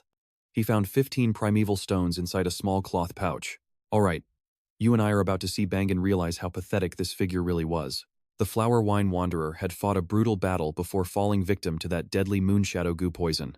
Finding 15 primeval stones left in his pocket was actually a pretty decent haul. You have to remember, goo are living creatures that need constant feeding and can be extremely picky. While flower and grass types aren't demanding, this hidden cave didn't have a single drop of sunlight. Both fighters were rank 5 powerhouses, but the Wanderer's goo must have taken massive damage during the clash. If he wanted to survive and heal after escaping, he relied on wine pouch flowers to stay alive, but that deadly Moonshadow goo slowly dragged him to his grave. 300 years passed, and every single goo on his corpse died off, one by one. Only the image-preserving goo in the wall and a lone liquor worm managed to survive. Since the wine pouch flowers withered away long ago, the liquor worm had no food left. It was forced to venture outside searching for wild nectar just to stay alive in this cave. That is exactly why the strong fragrance of wine lured the creature out until it ended up right in front of Bangan. Now pay attention, because while that liquor worm was a huge win, it wasn't the only valuable treasure Bangan found during this risky trip. This measly loot explains why the discoverer in his previous life just handed it over to the clan. The reward was tiny, and the risk massive. Plus, in his past life, that master was already rank 3, making a rank 1 liquor worm useless. For him, it was just optional. But even a small reward was enough for some, though Bangan had much darker plans in mind. On the surface, this inheritance was just a few stones and a rare worm, but the real treasure was the wall itself. Specifically, that recorded image could be sold for a fortune to rival villages. Evidence that could destroy the Gao clan's reputation? The leaders of the other 2 Xingmao villages would pay anything for that leverage. It wasn't a world-shattering technique, but it was enough to humiliate the entire Gao clan forever. Bangan might be a member of the clan right now, but trusting them with his future was laughable. You and I know he's not as naive as he once was, because in this brutal world, you can't rely on anyone else. Everything must be fought for with your own 2 hands. Bangan stepped out of the hidden cave. Rumors claimed the skeleton was found underground, but this place felt very different. Hidden inside the mountain wall, no wonder his week-long search failed for 7 straight days. The clan likely destroyed the wall immediately. They spread lies to mislead everyone else. None of that matters, since Bangan stole the prize first. The loot was small, but it made sense. He had his target. Now, it was time to hide away and refine his goo. If he could just finish the refinement, he could return to the academy and use their resources. Bangan started with only 2 primeval stones, but now he had 17 in total. For a veteran master, 17 primeval stones is basically nothing more than pocket change. Bangan's C-grade talent only gave him 45% capacity. His power drained much faster than it could recharge. Without primeval stones, refining a goo was impossible. Every living thing has a basic instinct to survive. And trust me, you and I are about to see if 8 primeval stones are enough to tame it. Alright, you and I are about to see if Fang Yuan can actually refine this liquor worm with only 11 to 16 stones. Both the liquor worm and moonlight goo are rank 1, but this worm is far more precious and much harder to tame. Even though Fang Yuan currently has 17 primeval stones in his pocket right now, refining this liquor worm successfully might leave him with only 6 stones left. Or if his luck is totally trashed, he might be left with just 1 single stone. After he knocks a few times, the waiter opens the door with tired eyes, definitely not expecting a guest to come knocking this late at night. He freezes when he recognizes the guest, instantly flashing a fake smile and saying politely, "Oh, it is young master Fang Yuan. Such an honor for me to open the door for you. Are you hungry, young master? Should I have the cook prepare a few dishes for your late-night meal?" Fang Yuan just waves him away, asking for some hot water instead. He really just needs to wash up and rest.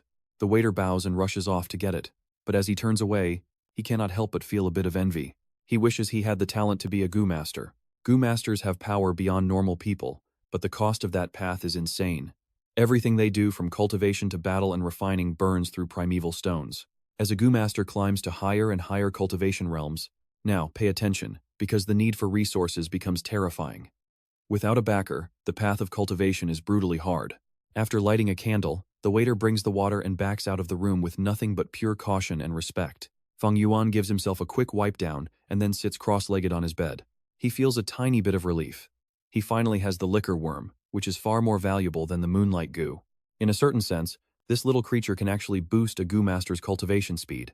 Looking at the snowy white larva resting in his palm, Fang Yuan slowly circulates his primeval essence until a warm energy rises. He is planning to make this his vital dew. Right now, the primeval essence in his sea begins to flow straight toward the palm of his hand. He is still only at rank 1 lower stage, but once this liquor worm refines his essence further, he will basically have the power of a rank 1 middle stage master. That hidden advantage is just too huge to explain in a sentence or two. You see the problem too, right? He still does not control the liquor worm yet. Only after refining it into his vital dew will he be able to command it freely. That is exactly why Fang Yuan is so desperate to finish the refining process as fast as possible. But he did not expect the liquor worm's will to be this terrifyingly stubborn, to the point that the speed it burned through his primeval essence was more than double what it had been for the moonlight goo. But no matter what happens, he is going to refine it. As the essence in his sea drains away, cold beads of sweat start forming on his forehead. That is when it finally clicks. This liquor worm was likely once the flower wine wanderer's vital goo. That wanderer was a rank 5 expert, meaning this worm was once rank 5 at its absolute peak. Because it had no proper food for so many years, it was basically starving, which caused its rank to drop all the way down to a lowly rank 1. Even so, its inner will is hard as stone. Fang Yuan was right, this liquor worm really had been the flower wine wanderer's vital goo all along. Its natural will was washed away long ago by that master, as they fought through battle after battle across the entire world together. Even though the flower wine wanderer is dead, the powerful will he left behind still remains inside this worm. So if Fang Yuan wants to refine it now, he is basically wrestling against the lingering soul of a dead rank 5 expert. It is much harder than natural refining. At this rate, refining the liquor worm within a single month is almost impossible unless a stronger expert steps in using the aura of a rank 3 Jew to suppress the worm's will to the lowest possible level. Only then could Fang Yuan get the job done with half the effort. In his current situation, how could he get help like that? 17 primeval stones are clearly not going to be enough for this refining process. He will need at least 30.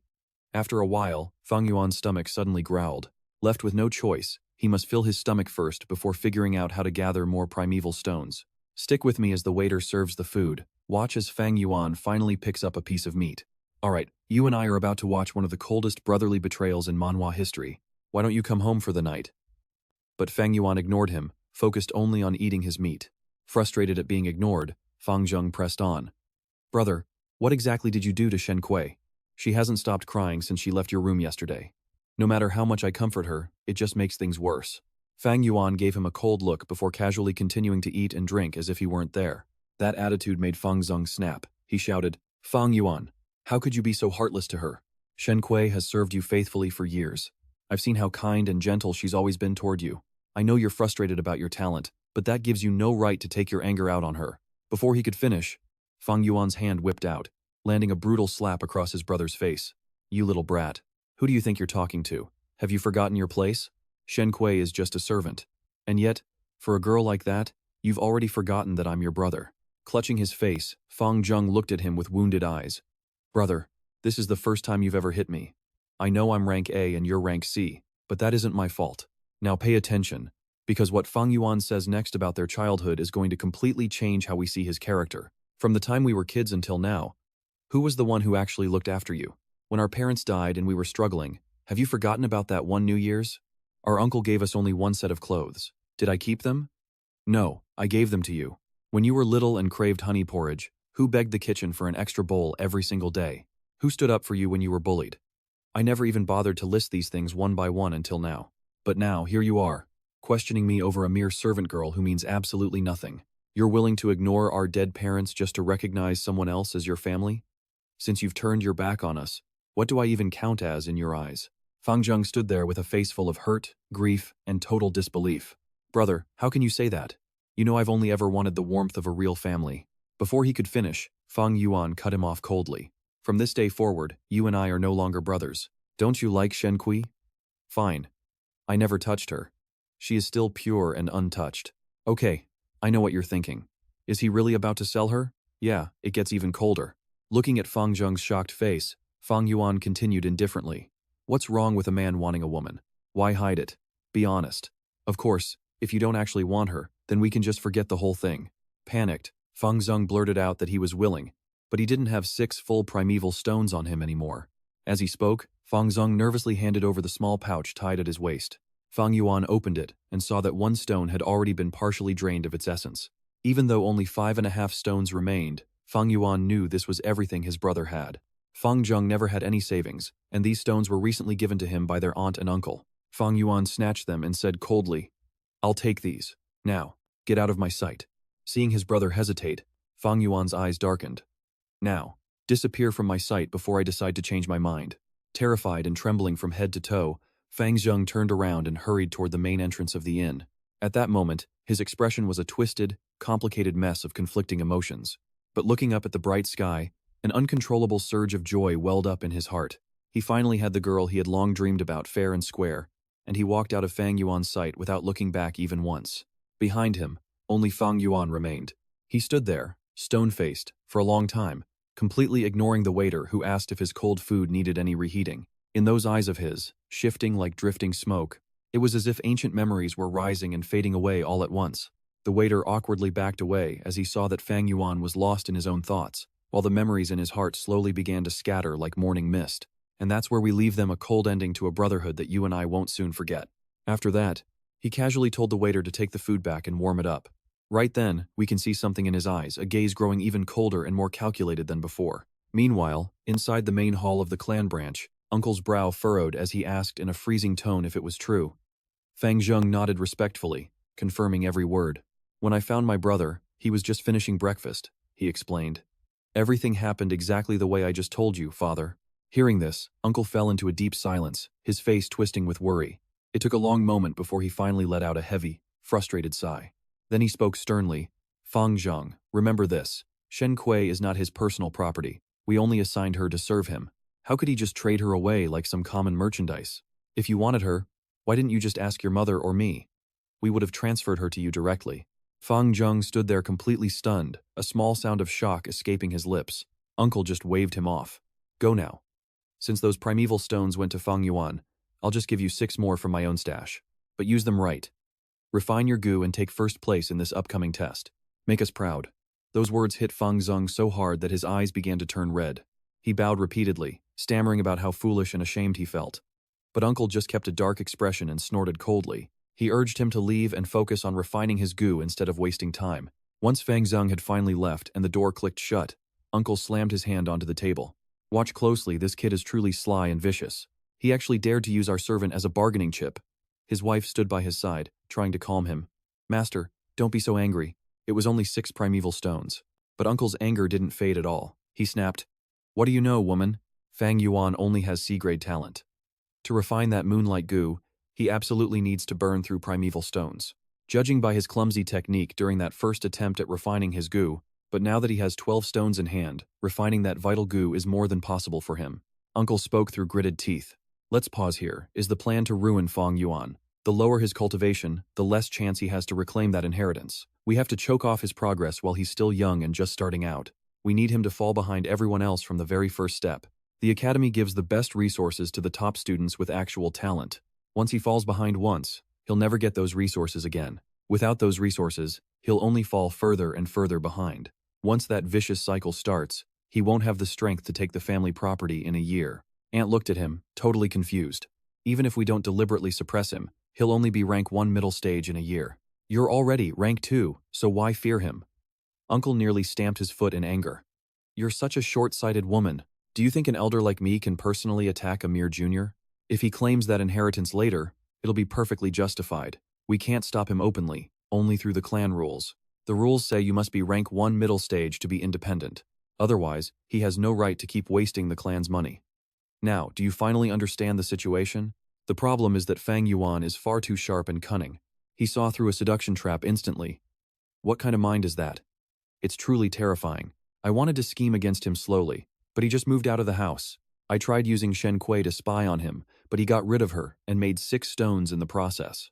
If only he were as dumb as Fang Zheng. You really need to treat the younger brother better from now on. I can see that deep down he's full of resentment toward Fang Yuan. Guided correctly, that resentment will become the perfect blade to use against him. In the blink of an eye, another 2 days pass. Right now, Fang Yuan is sitting cross-legged on the bed, eyes shut tight. He directs his bronze primeval essence, focusing entirely on refining the liquor worm while it resists every single move. After 2 full days of work, you and I will see if he succeeds. Alright. You and I are watching a man push his body to the absolute limit for a power-up. Others might be finishing their refinement already, but Bangan is not worried. He plays the long game. To him, falling behind for a little while meant nothing. But right then, the liquor worm suddenly curled in on itself, bunching into a tight ball. Bangan snaps his eyes open. This is clearly a backlash from the creature's will. Instead of panicking, he actually feels a surge of genuine excitement. It is all or nothing now. If he survives this mental war, the liquor worm will be weakened by a massive margin. He has to put every ounce of focus into holding back this intense psychic assault. Now pay attention, because any outside interference would turn his work into nothing. He can only hope no one disturbs him at this critical moment. But then, just as he prepares to clash with that stubborn will, something impossible happens. A brand new creature suddenly appears right above his primeval sea. It looks like a cicada. Carved from green wood and delicate leaves, a literal masterpiece of nature from a master craftsman. Bangan stares at that slender figure and blurted out, "Spring Autumn Cicada." In that next instant, his whole body jolts like he just got struck by lightning. Then a terrifying ancient aura awakens within him like a primordial beast. Compared to this force, the liquor worm's will is just an ant facing a true dragon. It is instantly swallowed up by that massive tidal pressure without even getting a single chance to struggle. The wave of energy slams against an invisible barrier and shatters. It collapses back into the primeval sea, turning into 1,000 tiny streams. Moments later, the aura of the Spring Autumn Cicada spreads out again, weighing down on the entire primeval sea. Bangan hears a low, vibrating hum echoing through his soul. The aura is like an invisible hand pressing down, forcibly flattening every raging wave that was crashing in his sea before. Even with a mountain's weight on his chest, he is not afraid. You and I can probably guess what he is feeling right now, fierce and absolute joy. His legendary treasure survived reincarnation. It is not a one-time item, but a creature he can use again and again. This is a rank 6 treasure, the first rank 6 creature he ever owned in his past life, and the very last one he ever refined. In his previous life, Bangan sacrificed every method and resource he had to get this. He spent 30 long years laying the groundwork before he barely managed to succeed. But who could have imagined that as soon as he got it, he would be chased down and killed by the heroes of the righteous path. After being reborn, Bangan assumed the cicada was gone forever, destroyed by the impossible process of reversing 500 years of time. The truth was the opposite. It was hiding inside him the whole time, merely sunk into a deep state of slumber. Reversing 5 centuries of history drained its power completely, leaving it so weak that even Bangan, its own master, could not detect it at all. Even now that the cicada has revealed itself again, the situation is far from perfect. Since the moment he woke up, it has stayed in deep sleep, recuperating. It only surfaced now because it sensed the danger inside his aperture and was effectively jolted awake by the liquor worm's will. Even so, it is still pitifully weak. Its aura is flickering like a candle in the wind. Bangan feels both a pang of heartache and a surge of relief. See, if the cicada was still at its peak power from his previous life, then his tiny rank 1 core would have exploded instantly. The sheer aura of a rank 6 creature would have killed him. It is only because it is near death that his current body can actually hold it. Before this, Bangan was obsessed with the liquor worm, hoping to make it his primary lifelink creature because he abandoned his old moonlight powers. But only now does he realize he already possessed the ultimate lifelink companion all along. He can feel that strange, intimate bond between himself and the cicada. He is completely overwhelmed with mixed emotions. So what do you and I take from this? That sometimes, the greatest power you could ever possess was actually hidden inside you the whole time. Alright, you and I are about to see how passing through the river of time changed everything for Fang Yuan. The bond between him and the Spring Autumn Cicada had grown even tighter and more mysterious than in his past life. It was only because the cicada was so drained of power that this connection had stayed hidden until this very moment. Still, Fang Yuan did not let the joy distract him. He stayed calm, slowly guiding a faint trace of the cicada's aura outward. The liquor worm, which had been resisting so stubbornly, instantly began to tremble like a tiny mouse standing before a hungry cat. Seeing this, Fang Yuan let out a low laugh and instantly seized the chance to push his primeval essence into motion. The bronze energy that previously only inched forward through the resistance now burst forth like a dam finally breaking under the weight of a flood. With absolutely no resistance left, it flooded straight into the body of the liquor worm. In only a few blinks, the worm, looking like a tiny pearl of white jade, was completely and successfully refined. Immediately, the freshly tamed creature turned into a streak of soft light and passed through the walls of Fang Yuan's aperture. It took a wide detour around the Spring Autumn Cicada, resting weakly at the center of the aperture, then dove straight into the deep depths of the bronze primeval sea. Floating atop that emerald sea, the liquor worm stretched out its round little body, even twisting its chubby waist like it was soaking in a relaxing hot bath. Now that he possessed the Spring Autumn Cicada, Fang Yuan immediately changed his earlier plans and took out the moonlight goo as well. Now pay attention, because he uses the exact same method, instantly shredding the moonlight goo's original will with the cicada's aura. Then he sent the primeval essence inside his aperture, rushing toward the moonlight goo. And in the span of a single blink, it was fully refined into a beautiful, lustrous jade green color. Once Fang Yuan pulled back his energy, the moonlight goo returned to its previous appearance. He knew very well that over the past few days, refining the liquor worm had cost him a full 12 primeval stones from his savings. Yet tonight, while refining the moonlight goo, all he had used was the bronze essence already inside his aperture. Once the moonlight goo was completely refined, it did not fly directly into Fang Yuan's aperture like the liquor worm had done. Instead, with a single thought from him, it transformed into a pale blue crescent-shaped mark and lightly imprinted itself at the center of his forehead. I know what you're thinking compared to his earlier struggles. This was practically divine assistance. Possessing the Spring Autumn Cicada meant refining any rank 1 goo in the future would be no harder for Fang Yuan than plucking a leaf with his fingers. The difference between before and after was like heaven and earth. He thought first place was out of reach, but the tide had turned completely. Realizing that time could not be wasted, he moved fast. Fang Yuan immediately headed for the academy to claim the reward that belonged to the top student. 15 minutes later, an urgent series of knocks rang out against the heavy gates of the clan academy. The academy elder, who had already gone to sleep, was jolted awake by the noise and sat up with a very displeased expression. "Who is it at this hour?" A respectful voice immediately answered from behind the door. "Reporting to Elder, one of the students has successfully refined their moonlight goo. You previously instructed us that no matter what hour it was, the moment first place appeared, we were to report to you immediately." Hearing that, the elder frowned. He got out of bed and started pulling on his clothes while asking, "So, which student actually took first this year? Could it be Fang Zheng, that a grade talent?" The subordinate outside quickly replied that it was someone from the Fang branch. "The moment I heard the news, I rushed over here to report everything to you." The academy elder gave a small laugh and muttered to himself that, judging by the timing, it had to be him. Who else could it be besides that genius with A-grade aptitude? Those B-grade students would still fall short, even with primeval stones. Otherwise, why would talent matter so much? The man at the door immediately agreed with a wide smile. Elder speaks wisely. Before long, more than 10 candles inside the main hall were lit one after another. The person greeting the top student had already asked him clearly exactly why he had come to the main hall. Yet, even under the bright candlelight, the man looked completely puzzled and could not help asking one more time, "Wait, you just said you are Fang Yuan, not Fang Zheng." Fang Yuan merely nodded in response. Just then, the academy elder arrived with a broad smile, patting him on the shoulder and laughing. "Well done. Trust me, you and I are going to love his reaction. Impressive, Fang Zheng. You didn't disappoint.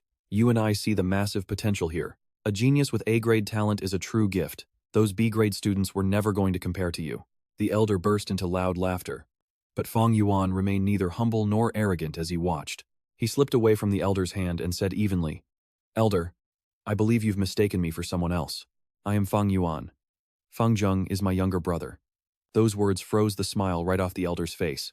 He stood in stunned silence, brows furrowed, before finally asking in a shaky voice, "You? You're actually Fang Yuan?" Fang Yuan gave a calm nod. The elder asked with pure disbelief, "Did you really refine the moonlight goo?" Fang Yuan revealed the pale blue crescent on his forehead and answered with a sharp, steady gaze. "That is correct." The elder's face looked complicated before he finally spoke in a very heavy, serious voice. "So that means you're the first one in class to successfully refine a goo worm. Basically, first place." It was a silly question, but you and I can see why. This was beyond all expectations. Fang Yuan put on a thoughtful look. He touched his nose and replied, "If no one beat me here, then I suppose I am first." The darkness was fading and the sun was slowly beginning to rise over the mountains in the east. Under the morning light, a boy was racing toward the academy with a look of pure excitement. As Fang Zheng ran, his heart swelled. He had trained like a maniac these past few days, burned through 2 primeval stones, and stayed awake until dawn to finally refine the moonlight goo. With his talent and this much effort, he was certain that no one could have been faster than him. Imagining his aunt and uncle's pride and relief brought a deep, warm sense of joy to his chest as he ran. That urgency made his steps even lighter and faster. "Just wait, all you clansmen who look down on me, and you too, brother. Starting today, I'll make every single one of you look at Fang Zheng in a completely different light." But when he reached the academy entrance, the 2 guards standing there were looking at him with very strange expressions. One of them spoke first. "Fang Yuan, why are you back here again?" Those words made Fang Zheng freeze. He quickly shook it off. He never even considered the possibility that Fang Yuan could have taken first place. Fang Zheng straightened himself with pride and politely cupped his fists. "Big brothers, you're mistaken. I'm not Fang Yuan. I'm actually his brother, Fang Zheng. I've refined my vital goo, and I've come for the first place reward." The guard on the left widened his eyes. "You 2 brothers look way too alike. No wonder even the elder got you 2 mixed up earlier." The guard on the right added, "You're late. Your brother Fang Yuan already claimed the first place reward at midnight. You and I both know that hurts." His face turned ugly. "You're messing with me, right? My brother only has C-grade talent. He can't be first." The guard looked annoyed but answered patiently, "It's the truth. Why would we joke about something as serious as this? There's no reason to lie to you." The elder confirmed it himself. "The ranking notice will be posted on the wall soon. Did your brother not tell you he won already?" Fang Zheng stood there in a daze. He couldn't imagine how this had even happened. The rivals he'd imagined were Mo Bei and Qi Cheng, the elite family branch heirs. Their grandfathers were powerful elders with massive wealth and resources far beyond what ordinary people ever have. Yet the one who took first wasn't Mo Bei, Qi Cheng, or any rival he'd imagined. It was Fang Yuan, the same brother who only had C-grade talent and looked ruined after the awakening ceremony. He slept through class every day, drank, and stayed out all night. He bullied Shen Kui, slapped him twice, and took every last primeval stone he had. The same man who always hung over him like a shadow. As time passed, the sun climbed higher. A fresh ranking notice was posted on the academy wall, and you and I see only 2 names. All right, you and I are about to see a massive shakeup. The rankings for Fang Yuan and Fang Zheng are out, and the news is spreading. These young students had been locked away, obsessing over their goo worms and trying to master the refining process. But the moment they heard the news, they lost it. How is this possible? If Fang Zheng took first, everyone would believe it. But Fang Yuan? He only has C-grade aptitude. There has to be a mistake the genius Fang Zheng actually lost to him. It is absolutely insane. Meanwhile, in a quiet courtyard, Elder Gu Yue Mo Chen sat at his desk, casually sipping tea and enjoying the spring view. He calmly asked about his grandson's progress. The steward standing nearby quickly gave him the update. Ever since he heard Fang Yuan took first place this morning, young Master Mo Bei has been totally devastated. He has lost the will to keep refining his moonlight goo. It is a real shame because he was just 1 step away. If the winner had been the genius Fang Zheng, he could have accepted it. But losing to Fang Yuan, a guy with only C-grade talent? It is no wonder young Mo Bei is feeling discouraged. Mo Chen just let out a cold snort. Stop making excuses for him. The path of a master is supposed to be difficult. A tiny setback like this shouldn't matter.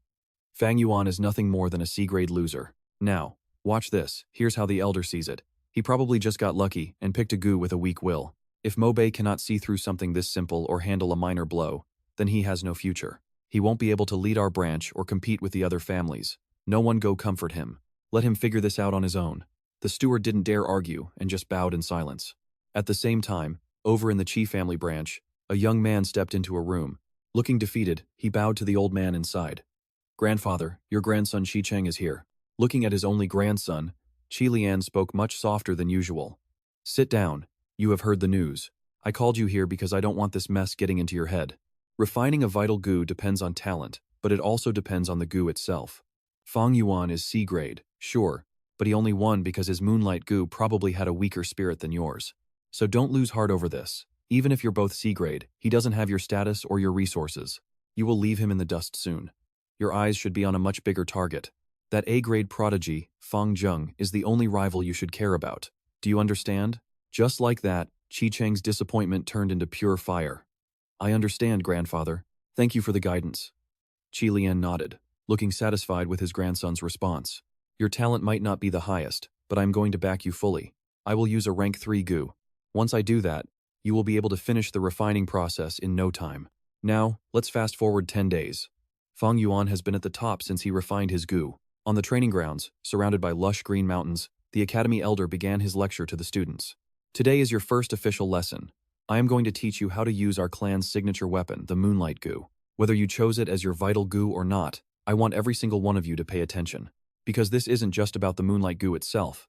This is the foundation for ranged attacks, which is an essential skill for any master. The Elder raised his right hand, spreading his fingers so every student could see exactly what he was doing.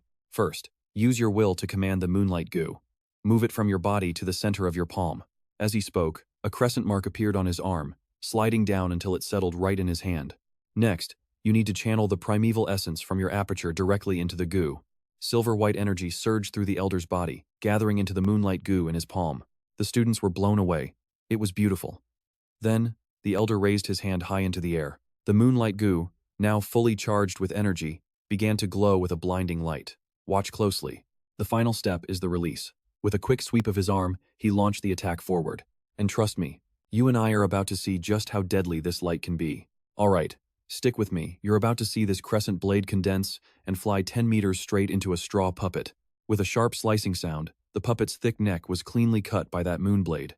A split second later, the body wobbled and its massive head went rolling across the floor.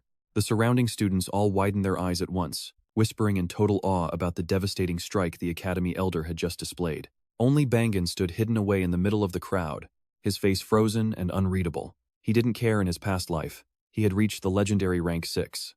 He founded the Bloodwing demonic sect in the central continent with his own hands, commanded tens of thousands of followers, and was feared as one of the true giants of the demonic path. To a man like him, the basic tricks of a rank 3 master couldn't even stir a single ripple of interest. Soon, the Elder ordered all students who had refined their Moonlight Goo to step forward and test their skills against the straw puppets. Over 100 youths from the Gowal clan had joined this year's awakening ceremony. 57 had actual talent, and 35 of those chose the Moonlight Goo as their vital spirit. After days of training, most of them had already finished refining their basic spirits. Before long, they began following the Elder's instructions, holding the Moonlight Goo in their palms and flooding it with their bronze primeval essence. But the second they tried to fire at those straw puppets, the thin blades just collapsed into blue light before they could even travel 2 meters. Others lost control entirely. Their moonblades either smashed into each other or flew uselessly high up into the clouds. Plenty of students started to frown. The Elder had made this whole process look so incredibly simple. Trust me, you'll see everyone realize that watching a pro is easy, but actually doing it yourself? That's another story. The Academy Elder, however, looked completely unfazed by the chaotic scene. He had seen this failure many times before and just smiled. As time ticked on, the students slowly started to get the hang of it. At the very least, many could now keep their blades from falling apart the second they were formed. Even so, those who could actually hit the straw puppets accurately were still very few and far between. Even when a moonblade managed to land a hit, it was usually nothing more than a lucky accident. As for Bangan, he just stood there waving his hand around, but every single movement was just for show. He built up force without firing, perfectly acting like just another clumsy, struggling beginner. Now pay attention to Bangan. He's carefully watching to make sure no one is looking before he finally decides to loosen his control over that Moonlight Goo. Then, with a slight tilt of his palm, he made a sharp chopping motion. To avoid any suspicion, he did not aim at the puppet standing directly in front of him. Instead, he angled the strike toward a target that was slightly to his front left. With a sharp whistle, a moonblade shot out and slammed right into the puppet's neck. The straw man shook violently, its neck nearly sliced halfway through. But quickly, the green stalks began to regrow and pull themselves back into one piece. This puppet was actually a specially designed magical construct. Unless it was hacked completely in two with one hit, the wound would heal itself in no time. Hardly anyone had managed to hit a target at all. So Bangan's seemingly random strike, which caused the biggest damage of the day, immediately sent a wave of shock through the watching students. Even the Academy Elder's eyes snapped over immediately. He looked at the boy standing in line with that puppet and asked if that was his strike. The poor youth was totally confused. He had no clue if that attack had really been his. It was pure chaos just seconds ago, with moonblades flying in every single direction. But under the elder's intense gaze, he just nodded his head instinctively. Seeing that, the other students erupted into a frenzy and crowded around the boy, hitting him with a million questions. Gowel Mokbuk felt a surge of secret annoyance with himself. He figured if that kid could do it, he couldn't quit. Nearby, Gowel Bangjang sighed in relief, happy it wasn't his brother after all. After being comforted by his aunt and uncle, he's recovered now, and you and I know the chaos starts here. Stick with me, he's convinced his brother only won because of pure luck with a weak moonlight goo. The elder nods, patting his shoulder with a job well done. But you still need to work hard. Hang on to that feeling. Now, using that momentum, the elder turns to the class and makes a loud announcement. Listen up, this is your homework from now on. Practice hard, because in 3 days, I am checking your results. The student who performs best gets 10 primeval stones as a reward. The moment they hear there is a prize, the whole group starts cheering with excitement. But only 3 minutes later, those moonblades flying through the air started to thin out fast. Reality set in. Every single moonblade they fired used up nearly a tenth of their primeval essence, especially for C-grade students. With their talent, their apertures could only hold about 38% bronze primeval essence. That meant only 3 shots before they were empty. The elder watched, saying calmly, "This is the power of aptitude. If you want to use the moonblade skillfully, eventually, it all comes down to one thing: practice makes perfect. Better talent means more essence and faster recovery. It naturally gives them way more chances to practice compared to the others. If you lack talent, you can use primeval stones to force extra training through more resources. But for those who are low talent and broke, even if they want to train, they cannot. Cultivation is cruel. That is why the high talent students get my attention. Watch closely, because this world shows absolutely no mercy to the weak." As the sun slowly began to set, the lessons for the day finally came to a close. Students walked out together in small groups, chatting happily about the day. Everyone was still buzzing, totally obsessed with the Moonlight Goo's elegant attack. It was all they could talk about as they walked. To them, the whole thing just looked unbelievably cool. Quite a few of them were already planning on heading back to the Goo Chamber to buy a straw man puppet for some extra private practice at home. Through that noisy crowd, Bangan walked alone, unhurried and calm as ever. The Academy's Goo Chamber held many rank 1 worms. Bangan had actually obtained his very first Moonlight Goo right here for free. Every so often, students get a free chance to receive a new Goo worm, but for anything extra, they had to shell out their own primeval stones to buy it. Bangan had no plans to refine more Goo yet. Instead, he headed to the small shop next door. A rank 1 Goo master ran the shop. When he saw Bangan approaching, he kept working while calling out, "Oh, it is just you, junior brother." Bangan was actually quite surprised. This was the same young Goo master who had taught those hunters a lesson at the very end. Bangan just nodded calmly and replied in an even voice, "So it is you, senior brother." Bangan stayed totally still. Kanye smiled, handing out puppets to other students while asking, "Junior, are you here to buy a puppet too? Are you here for a straw man puppet too? They only cost 3 primeval stones, and I have just 7 left. If you wait any longer, there really will be none left." Bangan just shook his head, laughing internally. You and I can see right through this blatant scam he is trying to pull. Kanye really did not know how to do business. A straw man puppet was just straw and a tiny bit of essence. It cost maybe half a stone to make. Yet the other students, totally clueless, were already scrambling to pull out their precious stones. Kanye's earlier words were meant to create urgency, making the students panic right away. They started shouting that it was not fair, demanding first come first served. Why hold one for him?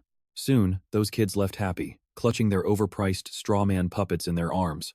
Bangan still had not moved an inch from where he stood. Kanye smiled again and told him that even though the others sold out, he still had one last secret puppet hidden away. "If you do not buy it now, then you will truly miss your chance." Hearing that, Bangan showed absolutely no interest. He just shook his head, set a primeval stone on the counter, and said, "Give me 10 moon orchid petals." Kanye paused for a second, looking up at him with a surprised expression. He took the stone and handed over the petals. "Trust me, we are about to see his genius plan finally unfold for everyone to witness. Count them yourself, junior brother." Fang Yuan takes the stones, checking them casually right then and there. Once he is sure the count is right, he leaves the shop. You and I are about to see just how expensive it is to keep a Goo alive. A Goo master cannot just refine these creatures, they have to know how to raise them properly, too. Take Fang Yuan's 3 Goo, for instance. His Moonlight Goo specifically craves the petals of a moon orchid. That is 2 meals a day, morning and night, with 2 petals each. As for his liquor worm, it needs booze. 1 jar of green bamboo wine lasts 4 days. But the Spring Autumn Cicada? That one is on a whole different level. It feeds directly on the river of time itself just to stay alive. Talk about an expensive diet. Back at the inn, Fang Yuan crunches the numbers over dinner.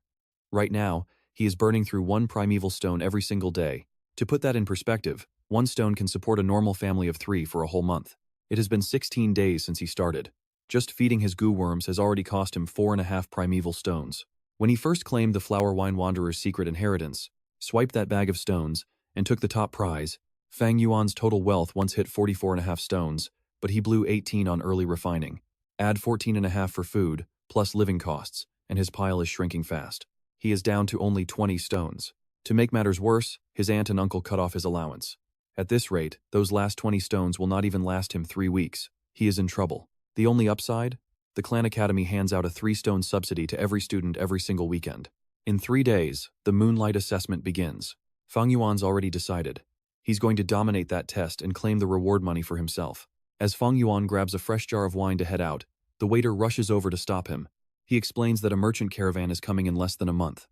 Like always, they will buy up the inn's entire supply of bamboo wine the moment they arrive. Since Fang Yuan is a regular customer who buys several jars a week, the manager told him to warn Fang Yuan that stock is low. Once they sell to the caravan, there simply won't be anything left. Now, pay attention here. You and I might see a sales pitch, but with 500 years of experience, Fang Yuan rarely misreads a person's intent.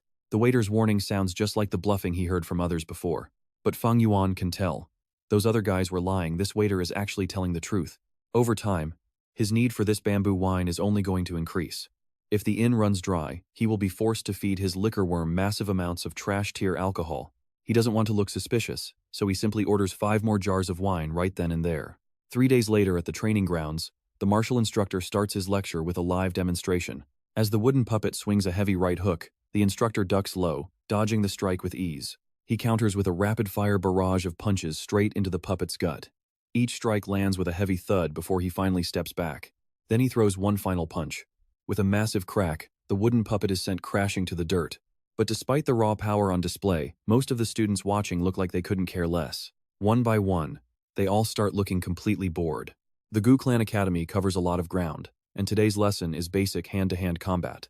But compared to the sharp, flashy spectacle of the moonlight technique, a style that is just fists and kicks just doesn't have that same wow factor for these kids. Almost everyone there is totally distracted. They're all whispering amongst themselves, and before long, the entire conversation shifts toward the hype of the upcoming moonlight assessment. The constant whispering finally reaches the instructor's ears, and instantly, a flash of pure anger crosses his face. He barks out an order on the spot. No talking, shut your mouths and watch carefully. This instructor is no joke. He is a rank 2 Gu master, built like a tank with a scarred, shirtless torso that screams battle experience. That one shout, paired with his terrifying aura, silences every single student on the training field. He continues coldly, telling them that basic hand-to-hand combat is the most important foundation they have. In the early stages, this matters more than anything else. You and I know how vital a strong foundation is. With the scolding over, the instructor brings out another wooden puppet to continue. Alright, you and I are going to see how a real Gu master trains. This puppet was over 2 meters tall, pale yellow, and every heavy wooden step rang sharply against the stone. It opened both arms and lumbered clumsily toward the instructor in a reckless charge. The instructor first twisted aside to dodge the attack, then suddenly stepped in and locked both arms around its waist. Now watch this. He exploded with force and slammed the massive puppet onto the ground with an earth-shattering thud. He followed through by straddling the puppet's waist and raining down heavy punches onto its head. In only a short while, the wooden machine lay completely still, no longer resisting at all. Even after witnessing that, however, most of the students still wore totally unconcerned expressions. Seeing all this, the martial instructor could only laugh bitterly to himself. The truth was that especially in the early stages of a Gu master's path, basic hand-to-hand skill might look plain, but its actual importance was indeed even higher than moonblade attacks. So even though most of the students clearly were not listening, he still forced himself to keep explaining, patiently passing on the hard-earned experience he had gained through years of blood and battle. It was just a pity that these youths had no idea how precious those lessons really were. Fang Yuan, standing in the crowd, first gave a slight nod, then shook his head again. He could see that this martial instructor was genuinely practical, but the man's teaching method had real flaws. The problem was that the instructor had no real structure. He taught whatever came to mind in the moment, moving from one point to another with no clear progression. As a result, what he passed on was messy, fragmented, and overloaded. Many of his students had started out listening carefully, but little by little, they lost interest and let their attention drift elsewhere. Now, pay attention to Fang Yuan. He listened from beginning to end with complete seriousness. For everyone else, this was study, but for him, it was more like review. His own combat experience far exceeded that of the instructor, but hearing another person explain things was still a form of verifying and sharpening his own understanding. Fang Yuan's gaze swept calmly over the other youths around him, and a faint cold smile rose at the corner of his lips. Before long, it was time for the Academy Elder's lesson again. He pointed at the row of straw puppets beneath the bamboo wall and said, "Are you all ready? Today is the day your progress gets tested. 5 of you at a time step up in groups, and each of you will launch 3 moonblade attacks." With a series of sharp swishes, the first group's moonblades shot forth in rapid succession. But after all 3 rounds were finished, only 9 attacks had actually struck. That result immediately darkened the Academy Elder's expression. He was clearly very dissatisfied. That hit rate is far too low. He then turned and scolded the students harshly. "All of you need to train harder from here on out, especially you and you too." After saying that, he barked, "Assessment continues. Next group, go." Mobe stepped forward from below the stage, wearing a confident smile, his face full of certainty. "So, it's finally my turn." His large, muscular build gave him a much fiercer presence than the other students. Once he planted his feet, he raised his hand and gathered the moonlight goo into his palm. Then with a fierce sweep of his arm, 3 moonblades flew out in succession.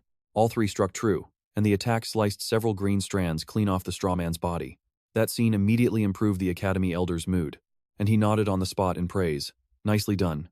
After that, the next group of students stepped onto the field, and in that group was Qi Cheng. He was short in stature with a face covered in pockmarks, but only a moment later, he and the others in his group all swung their arms and released their moonblades. Very quickly, Qi Cheng's 3 moonblades all landed in staggered succession across the strawman's chest. That level of performance was already on par with Mo Bei. So, he likewise received praise from the Academy Elder. After stepping down, he even shot Mo Bei a provocative glance, but Mo Bei merely let out a cold snort. He did not even bother to glare back at Qi Cheng. Instead, his eyes shifted toward Fang Zheng, who still had not taken the field yet, because Mo Bei knew clearly that the only threats were Qi Cheng and Fang Zheng.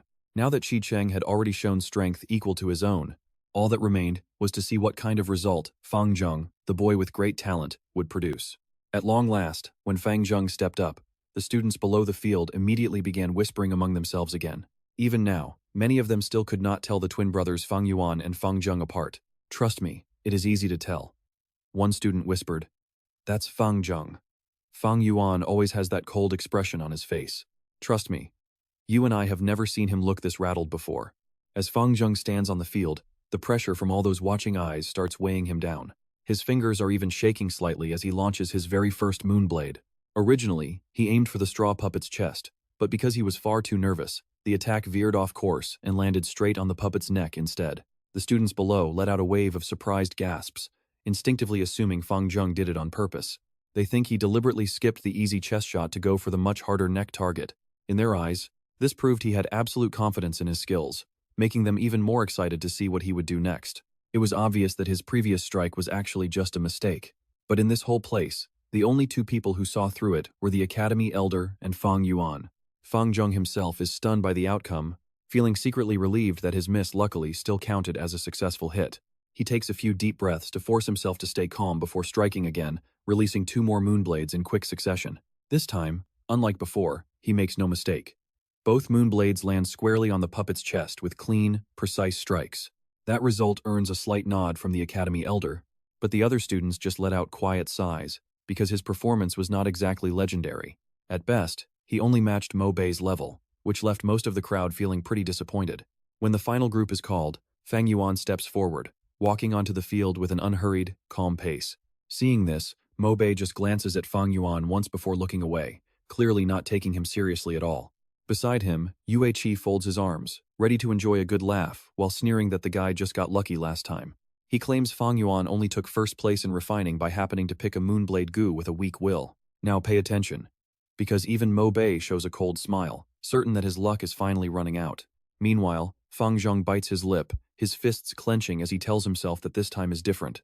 He's worked too hard to lose, and he's determined to finally surpass his brother. Fang Yuan, however, remains completely unfazed. His face is locked in that same cold, distant expression. Once in position, he pours primeval essence into the goo in his palm and launches his first moonblade. That moonblade flies ridiculously high. Not only does it sail over the puppet's head, but it keeps going until it vanishes into the distance. By the time the glow fades into the distance, the students below can no longer hold back their laughter. No way. This is pathetic. How could someone like him ever take first place in refining? Truth is, ever since Fang Yuan showed brilliance by writing poetry years ago, quite a few people have been quietly displeased. When he took first place in refining through what they thought was pure luck, that jealousy only got worse. Even the Academy elder shakes his head, thinking he really did misjudge the boy. He wonders why he even bothered watching a mere C-grade talent. To him, that earlier victory was nothing more than a fluke. At that moment, a spring breeze drifts by as sunlight hits Fang Yuan, casting a long, lonely shadow behind him. Yet, his expression stays cold as ever as he gazes quietly at the puppet 10 meters away. Now watch closely. You and I both know Fang Yuan doesn't miss. That first shot, it was completely intentional. He only has 2 attacks left. If he wants to outclass everyone else and impress the elder, then he has to make these final 2 strikes do something far beyond anything the others have achieved. Meanwhile, Fang Zheng stares at his brother, thinking he's finally won the day. With only 2 strikes left, he is convinced he has finally surpassed his brother. The shadow his older brother cast over his entire childhood seems like it's finally starting to fade away. He imagines defeating his brother over and over until that dark shadow in his heart is erased for good. He is going to prove to the entire clan exactly what true talent actually looks like. As victory feels within reach, his whole body trembles with excitement. And right at that moment, Fang Yuan finally moves. He slices the air with his palm and trust me, you and I are about to see something legendary. Alright. You and I are about to watch this kid pull off the impossible, as 2 glowing blue moon blades ring out and scream straight toward the target. Everyone watched, their eyes wide with disbelief. Both blades sliced into the puppet's neck with surgical precision. Fang Zheng's pupils narrowed in shock as a cold, terrifying dread suddenly gripped his entire chest. The rest of the class stood frozen, their jaws literally hitting the floor in total amazement. They saw it all perfectly. The straw puppet's head began to tilt slowly to the side. It slid right off the stump, hitting the dirt with a heavy thud and rolling nearly 3 meters away. This result was completely beyond anything anyone had expected. Even the Academy elder knit his brows, wondering if this was just a lucky break or genuine talent. As for Fang Zheng, he stood paralyzed, staring blankly at Fang Yuan. All the pride and hype he had built up vanished instantly, leaving him feeling like he was falling into a dark, endless pit. His lips moved as he weakly muttered, "How could this happen?" In that very moment, the entire training field fell into a shocked silence. Fang Yuan looked as bored as ever, seemingly unaware of all the shocked eyes locked on him. Under the vast blue sky, a single white feather drifted down past him. In that moment, he looked like a solitary figure, standing completely alone in the world. Deep down, he just sighed. The spring sunlight really is quite bright. As evening approached, the setting sun painted the entire horizon in a deep, bloody red. Standing on the stage, the elder began calling out names and handing out the weekly primeval stone stipends to everyone. This was the crucial resource support the Academy provided every 7 days to help the new students. At their level, feeding and maintaining their goo worms was a massive financial burden they couldn't handle alone. When it was finally time for Fang Yuan to step up, the elder handed him 2 extra pouches and told him to keep up the hard work. Fang Yuan, taking first place twice in a row, had finally forced the elder, who was once disappointed, to change his tune. Mo Bei glared at Fang Yuan, pure resentment boiling in his chest. That brat actually took first again. Nearby, Qi Cheng narrowed his eyes in suspicion. Ever since the test ended, one nagging question wouldn't leave his head. Now pay attention, because everyone is wondering the same thing we are. Was that strike just pure luck or real skill?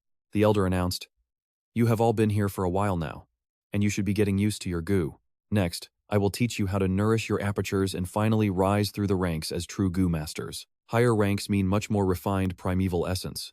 Rank 1 masters use bronze essence, while rank 2 masters use the much stronger red steel essence. Rank 3 masters use silver essence. Just 1 drop of red steel is worth 10 drops of bronze. And in the same way, 1 portion of silver essence is worth 10 of red steel. Remember this. Goo worms are ultimately just tools for us. Okay, I know what you're thinking. Cultivation is the only real foundation for controlling stronger goo. Over the next 3 months, whoever reaches rank 1 middle stage first will receive 30 primeval stones and get first pick of a second goo worm. 3 months from now, the Academy will also name a class leader and 2 vice leaders based on your performance. The class leader gets an extra 10 primeval stones every week as a bonus. The vice leaders will get 5. That is all for today. You are dismissed." As soon as he finished speaking, The entire classroom exploded into a wave of excited chatter and noise. They were finally picking leaders. 10 extra stones a week for the leader, and 5 for the rest?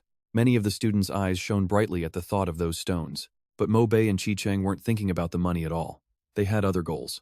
What really mattered to them was the prestige and honor of being the class leader. Holding that position meant you were above the rest, and they craved that sense of absolute superiority. Fang Zheng told himself he couldn't lose heart now. He had to be the first to reach rank 1 middle stage and seize the leader position. Once he won, his brother would finally have to bow his head and show him some real respect. And trust me, you and I are going to want to see where Fang Yuan vanished to next. Come along as the students finally file out of the academy gates. Bangan is already waiting outside, laughing at their pathetic excitement. To him, a few petty leadership titles are nothing but a joke to get worked up over. Man, talk about a naive and passionate age. This so-called honor is just a tool for those at the top to manipulate everyone else beneath them. Strip it all away, and it is just a hollow prize with zero real value. 500 years of life have taught Bangan to see right through the lies everyone else swallows whole. In this world or on Earth, every single organization loves to build ranks. They set promotion rules that force people at the bottom to fight for a climb. Chasing profit is just basic human nature, and positions of power always make people believe they are somehow superior to everyone else around them. They think their lives are worth more. To Bangan, power is just a carrot dangled in front of a donkey. Once that desire is sparked, people jump in headfirst. Climb one level, and there is always another waiting above. Grab one spot, and there is always a higher one waiting. Yet few realize that while they are scheming and struggling to get ahead, their labor is being squeezed dry while those at the top quietly harvest everything they have built. Every organization with ranks is really just designed to serve the people at the very peak. These class leader roles are nothing but the smallest, cheapest kind of bait imaginable. It is a little carrot dangled to lure people deeper into a system that keeps them from seeing the truth. Those in charge shape our values, forcing ideas like honor and rank deep into the minds of the masses. They reinforce it all with unequal benefits and even religion. That is the cold, hard truth. Sadly, most people in this world are never going to understand that. They will slave away and even throw their lives away for others while staying completely blind. In the end, every organization is really just about one thing: resource distribution. The higher you climb, the more resources you get to enjoy. Back in his past life, Bangan founded the Bloodwing demonic sect and led tens of thousands of followers. He used those same tricks, setting up ranks to make countless people serve him willingly in exchange for petty rewards. Because he has been there and done that, Bangan understands the essence of power with total clarity. So, every organization is really just a surface-level show. The true core of everything comes down to a single word: resources. And for a Goo Master, primeval stones are easily the most basic and important resource of them all. Thinking about that, Bangan's eyes turn as deep as a dark abyss. A cold smile slowly curves on his lips. He is already waiting outside the gates, watching closely as the first group of students begins to file out and gradually approach him. Now watch this. He steps forward with a blank face and blocks their path. Then he says it flatly: "This is a robbery. Hand over 1 primeval stone each if you want to leave." Instantly, the students explode in pure outrage. They all start screaming at him. "Bangan, did we hear that right? Has your brain finally short-circuited? You really dare to extort us right in front of the academy gates? Are you so broke and crazy that you have to rob us? Get lost while we are still being nice. Keep blocking the way, and I will kick you into next week." The second those words are out, Bangan moves. He strikes with precision, chopping his palm hard into a student's neck. That poor kid never saw it coming. Before he could even finish his sentence, his eyes rolled back and he dropped cold. Seeing that makes the other boys instinctively take a big step back. You and I both know what they are thinking. There are tons of them here. Why should they be afraid of just one Bangan? They get ready to swarm him and beat him down together. But before any of them can move, Bangan launches himself into the fray first. He moves like a blur, charging straight into the dead center of the entire group. Another palm strike lands and a second boy's eyes go white before he hits the ground. After that, Bangan just shifts his body to the side, easily dodging a punch from some long-haired youth. In the next instant, he lifts his leg and drives a kick straight into the guy's crotch. That blow ends him immediately. He screams in agony, clutching himself and dropping to his knees with sweat pouring down his face. But Bangan does not stop there. His palms flash again and again as he tears through them like a tiger among sheep. Trust me, you and I are watching a master at work. 500 years of experience makes beating these kids look effortless. All right. You and I are about to witness a total, one-sided slaughter. Half the group is out cold, while the rest are just groaning and gasping for air. That's when Guomo steps out of the academy, his usual pack of lackeys trailing behind him.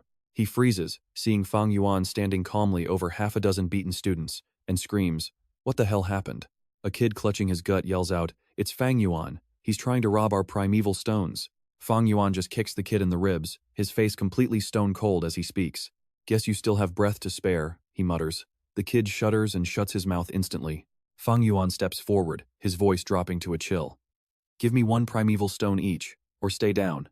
Choose wisely, or join them on the dirt.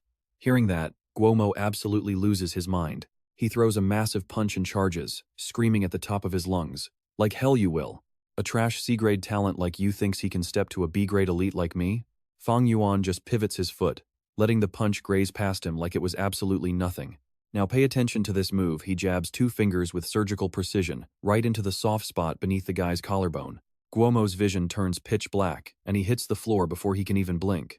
The other students? They freeze mid-charge, every single one of them gasping in pure shock. They skipped combat class, but even they know the body has spots that end a fight instantly. Fang Yuan is targeting those pressure points with scary accuracy. One solid hit to those spots will knock you out cold, or in the worst-case scenario, stop your heart entirely. But here's the thing, his level of control is actually kind of terrifying. Every kid he drops is either blacked out or crying in pain, yet not one has a life-threatening injury. Honestly, that kind of control is purely insane. To these students, Fang Yuan doesn't look like a classmate anymore. He looks like a monster. This is what 500 years of experience looks like. He looks at them and asks, well, you want the dirt, or are you handing over the primeval stones? You and I know the answer. Meanwhile, up in the pavilion, the academy guards are starting to panic as they watch the scene. Elder, are we really just going to stand here and watch? What if someone actually dies? How are we supposed to explain this to the clan leaders? Exactly. This Fang Yuan is taking it way too far. He's literally extorting his own classmates right in front of us, and it's pure lawlessness. Just give the word, Elder, and I will go down there and seize the brat immediately. Honestly, Fang Yuan's little toll booth operation had been noticed by the higher-ups a long time ago. But guards do not have the rank to punish students without a direct order. All they could do was report the mess to the academy elder and wait for him. But the elder doesn't move to stop it. He just stands there in the pavilion, watching the whole scene unfold from a distance. The longer he watches, the wider his smile gets. He even starts praising the kid aloud. His instincts are incredible. I already had my suspicions after seeing him use those moonblades before. But seeing him take on a crowd like this? Yeah, my questions are officially answered. In this world, some people are just born with a terrifying, natural talent for violence. The elder lets out a heavy sigh. What a damn pity though. A natural fighter trapped in a body with trash talent. The guards just look even more anxious. Elder, seriously? If we let this farce continue, the consequences for the academy won't be good. The elder just raises an eyebrow and points. And why would I stop such a show? Look at him. He's in total control. Every single strike is measured to the millimeter. Look closely at where he's aiming. Always for the neck. But he only hits the sides, never the back of the skull. He understands that a strike to the side is a clean knockout, while a hit to the back of the head can be fatal. He's intentionally avoiding the kill. Look at the bodies on the floor. Does any of them look seriously hurt to you? Not one. And even if they were hurt, so what? We have healing goo masters for that. Trust me, the guards are lost, but you and I know this is just the beginning. Let's see just how arrogant Fang Yuan can really be. Blocking the academy gates like this means he clearly doesn't take us guards seriously. Being ignored is one thing, but how will the clan view our academy? If word gets out that a mere C-grade student caused this much trouble without any consequences, it could seriously damage the clan's reputation as well. Those words instantly darkened the academy elder's expression, and he let out a cold, sharp snort. You are not actually worried about the academy's reputation. You're angry because this boy ignored you and your pride can't bear it. Besides, what's so wrong with a brawl? As long as no one dies, this kind of conflict only sharpens competition among the students and tempers their fighting spirit. If we start brutally stamping out even this level of conflict, then we'd be the ones suffocating the students' fighting instincts with our own hands. Things like this have happened in every single class before. It's just that they usually don't start until the second half of the year when the youths have grasped real combat methods. Once they taste strength, they naturally can't keep their hands still. At that age, their blood runs hot and conflict is normal. So tell me, when those situations happened in previous years, why weren't you all this eager to interfere back then? Hearing that, the lead guard still argued back that in previous years, the fighting was usually just one-on-one. It was rare for it to grow to this scale. This Fang Yuan, he really is far too good at stirring things up. Hearing that, the academy elder shook his head. No, it's not that you were willing to step in before. You simply couldn't once the second half of the year arrives and these students begin wielding power far beyond ordinary mortals. What exactly would common guards like you even use to stop them? Now here's where it gets interesting. You're only eager to stop Fang Yuan because his power is still low and you're angry that he ignored you, which wounded your pathetic pride. But remember this well. Most of these students bear the surname Gu Yue. They are members of the clan, and that means they are your masters. No matter how weak they seem, they are still your superiors. Suddenly, the Academy Elder's tone turned absolutely icy. And what are you outsiders? We gave you positions only because you were loyal enough to keep around. But in the end, you were servants, nothing more. Since when does a servant dare to judge the affairs of his masters? Those words instantly drained every bit of color from the guards' faces. They all dropped to their knees in terror, repeatedly stammering that they wouldn't dare and that they knew their fault. The Academy Elder then raised a finger and pointed directly at the guard captain who had complained about Fang Yuan's trouble. With a cold snort, he said, "You dared to criticize your master. Strip him of his captain position immediately. In half a month, a new captain will be selected." Those final words caused the other guards' hearts to jolt with excitement. If they could seize the captain position, then they would truly become men above men in this clan. Who else would dare treat them lightly after that? Just then, the elder barked at them again. "Why are you still standing here? Get down there and clean up once they're done fighting." The guards no longer dared hesitate. They all rushed downstairs in a state of panic, moving as fast as they could while not daring to make a sound under the elder's pressure. "Now, watch the gates." Several girls huddled together, nervously warning Fang Yuan, "Don't come any closer or we'll hit you with moonblades." As they spoke, a watery blue glow began to gather in the palm of the girl at the front. But Fang Yuan didn't retreat. He sneered and stepped toward them one pace at a time, mocking their boldness. "Have you forgotten the rules? Using goo worms in private combat within the academy grounds means immediate expulsion. If you really want to be thrown out, then by all means, make your move." Those words made the girls hesitate because they knew that rule existed. Soon, the blue glow in their palms faded away. The instant Fang Yuan saw that opening, he moved. His palm came down ruthlessly without the slightest hint of mercy. 2 heavy strikes later, both of those girls had already been knocked completely unconscious. As for the last one, her fighting spirit collapsed the moment she saw what happened. She dropped to her knees. Tears streaming down her face, she begged desperately, "Fang Yuan, don't come closer. Please just let me go." Fang Yuan looked down at her with a cold face. Only 4 words came out. "One primeval stone." The girl sobbed as she handed over every primeval stone she had. "And trust me, you've never seen a main character this ruthless. I'll give you everything. I'll give you all of it," she begs, but Bang Wan remains completely expressionless. He just reaches out slowly and plucks a single primeval stone right out of her trembling palm. "I said I'd only take one," he tells her, "so leave." The girl just stands there, completely shell-shocked and confused. You and I can see the sheer terror in her eyes. Remembering his absolute brutality, she drags her weak legs and flees toward the gate. Soon after, another group of students arrives at the gate, and right there in that group of 5 is Bang Wan's twin brother, Bang Zhong. Bang Zhong looks at his older brother with total disbelief, trying his best to talk some sense into him. "How can you do something like this, brother? You're actually beating up classmates right at the academy gates and stealing their primeval stones. This is no joke. Go confess to the academy elder right now. You and I both know it's his only chance. If you do, maybe the punishment won't be quite as severe."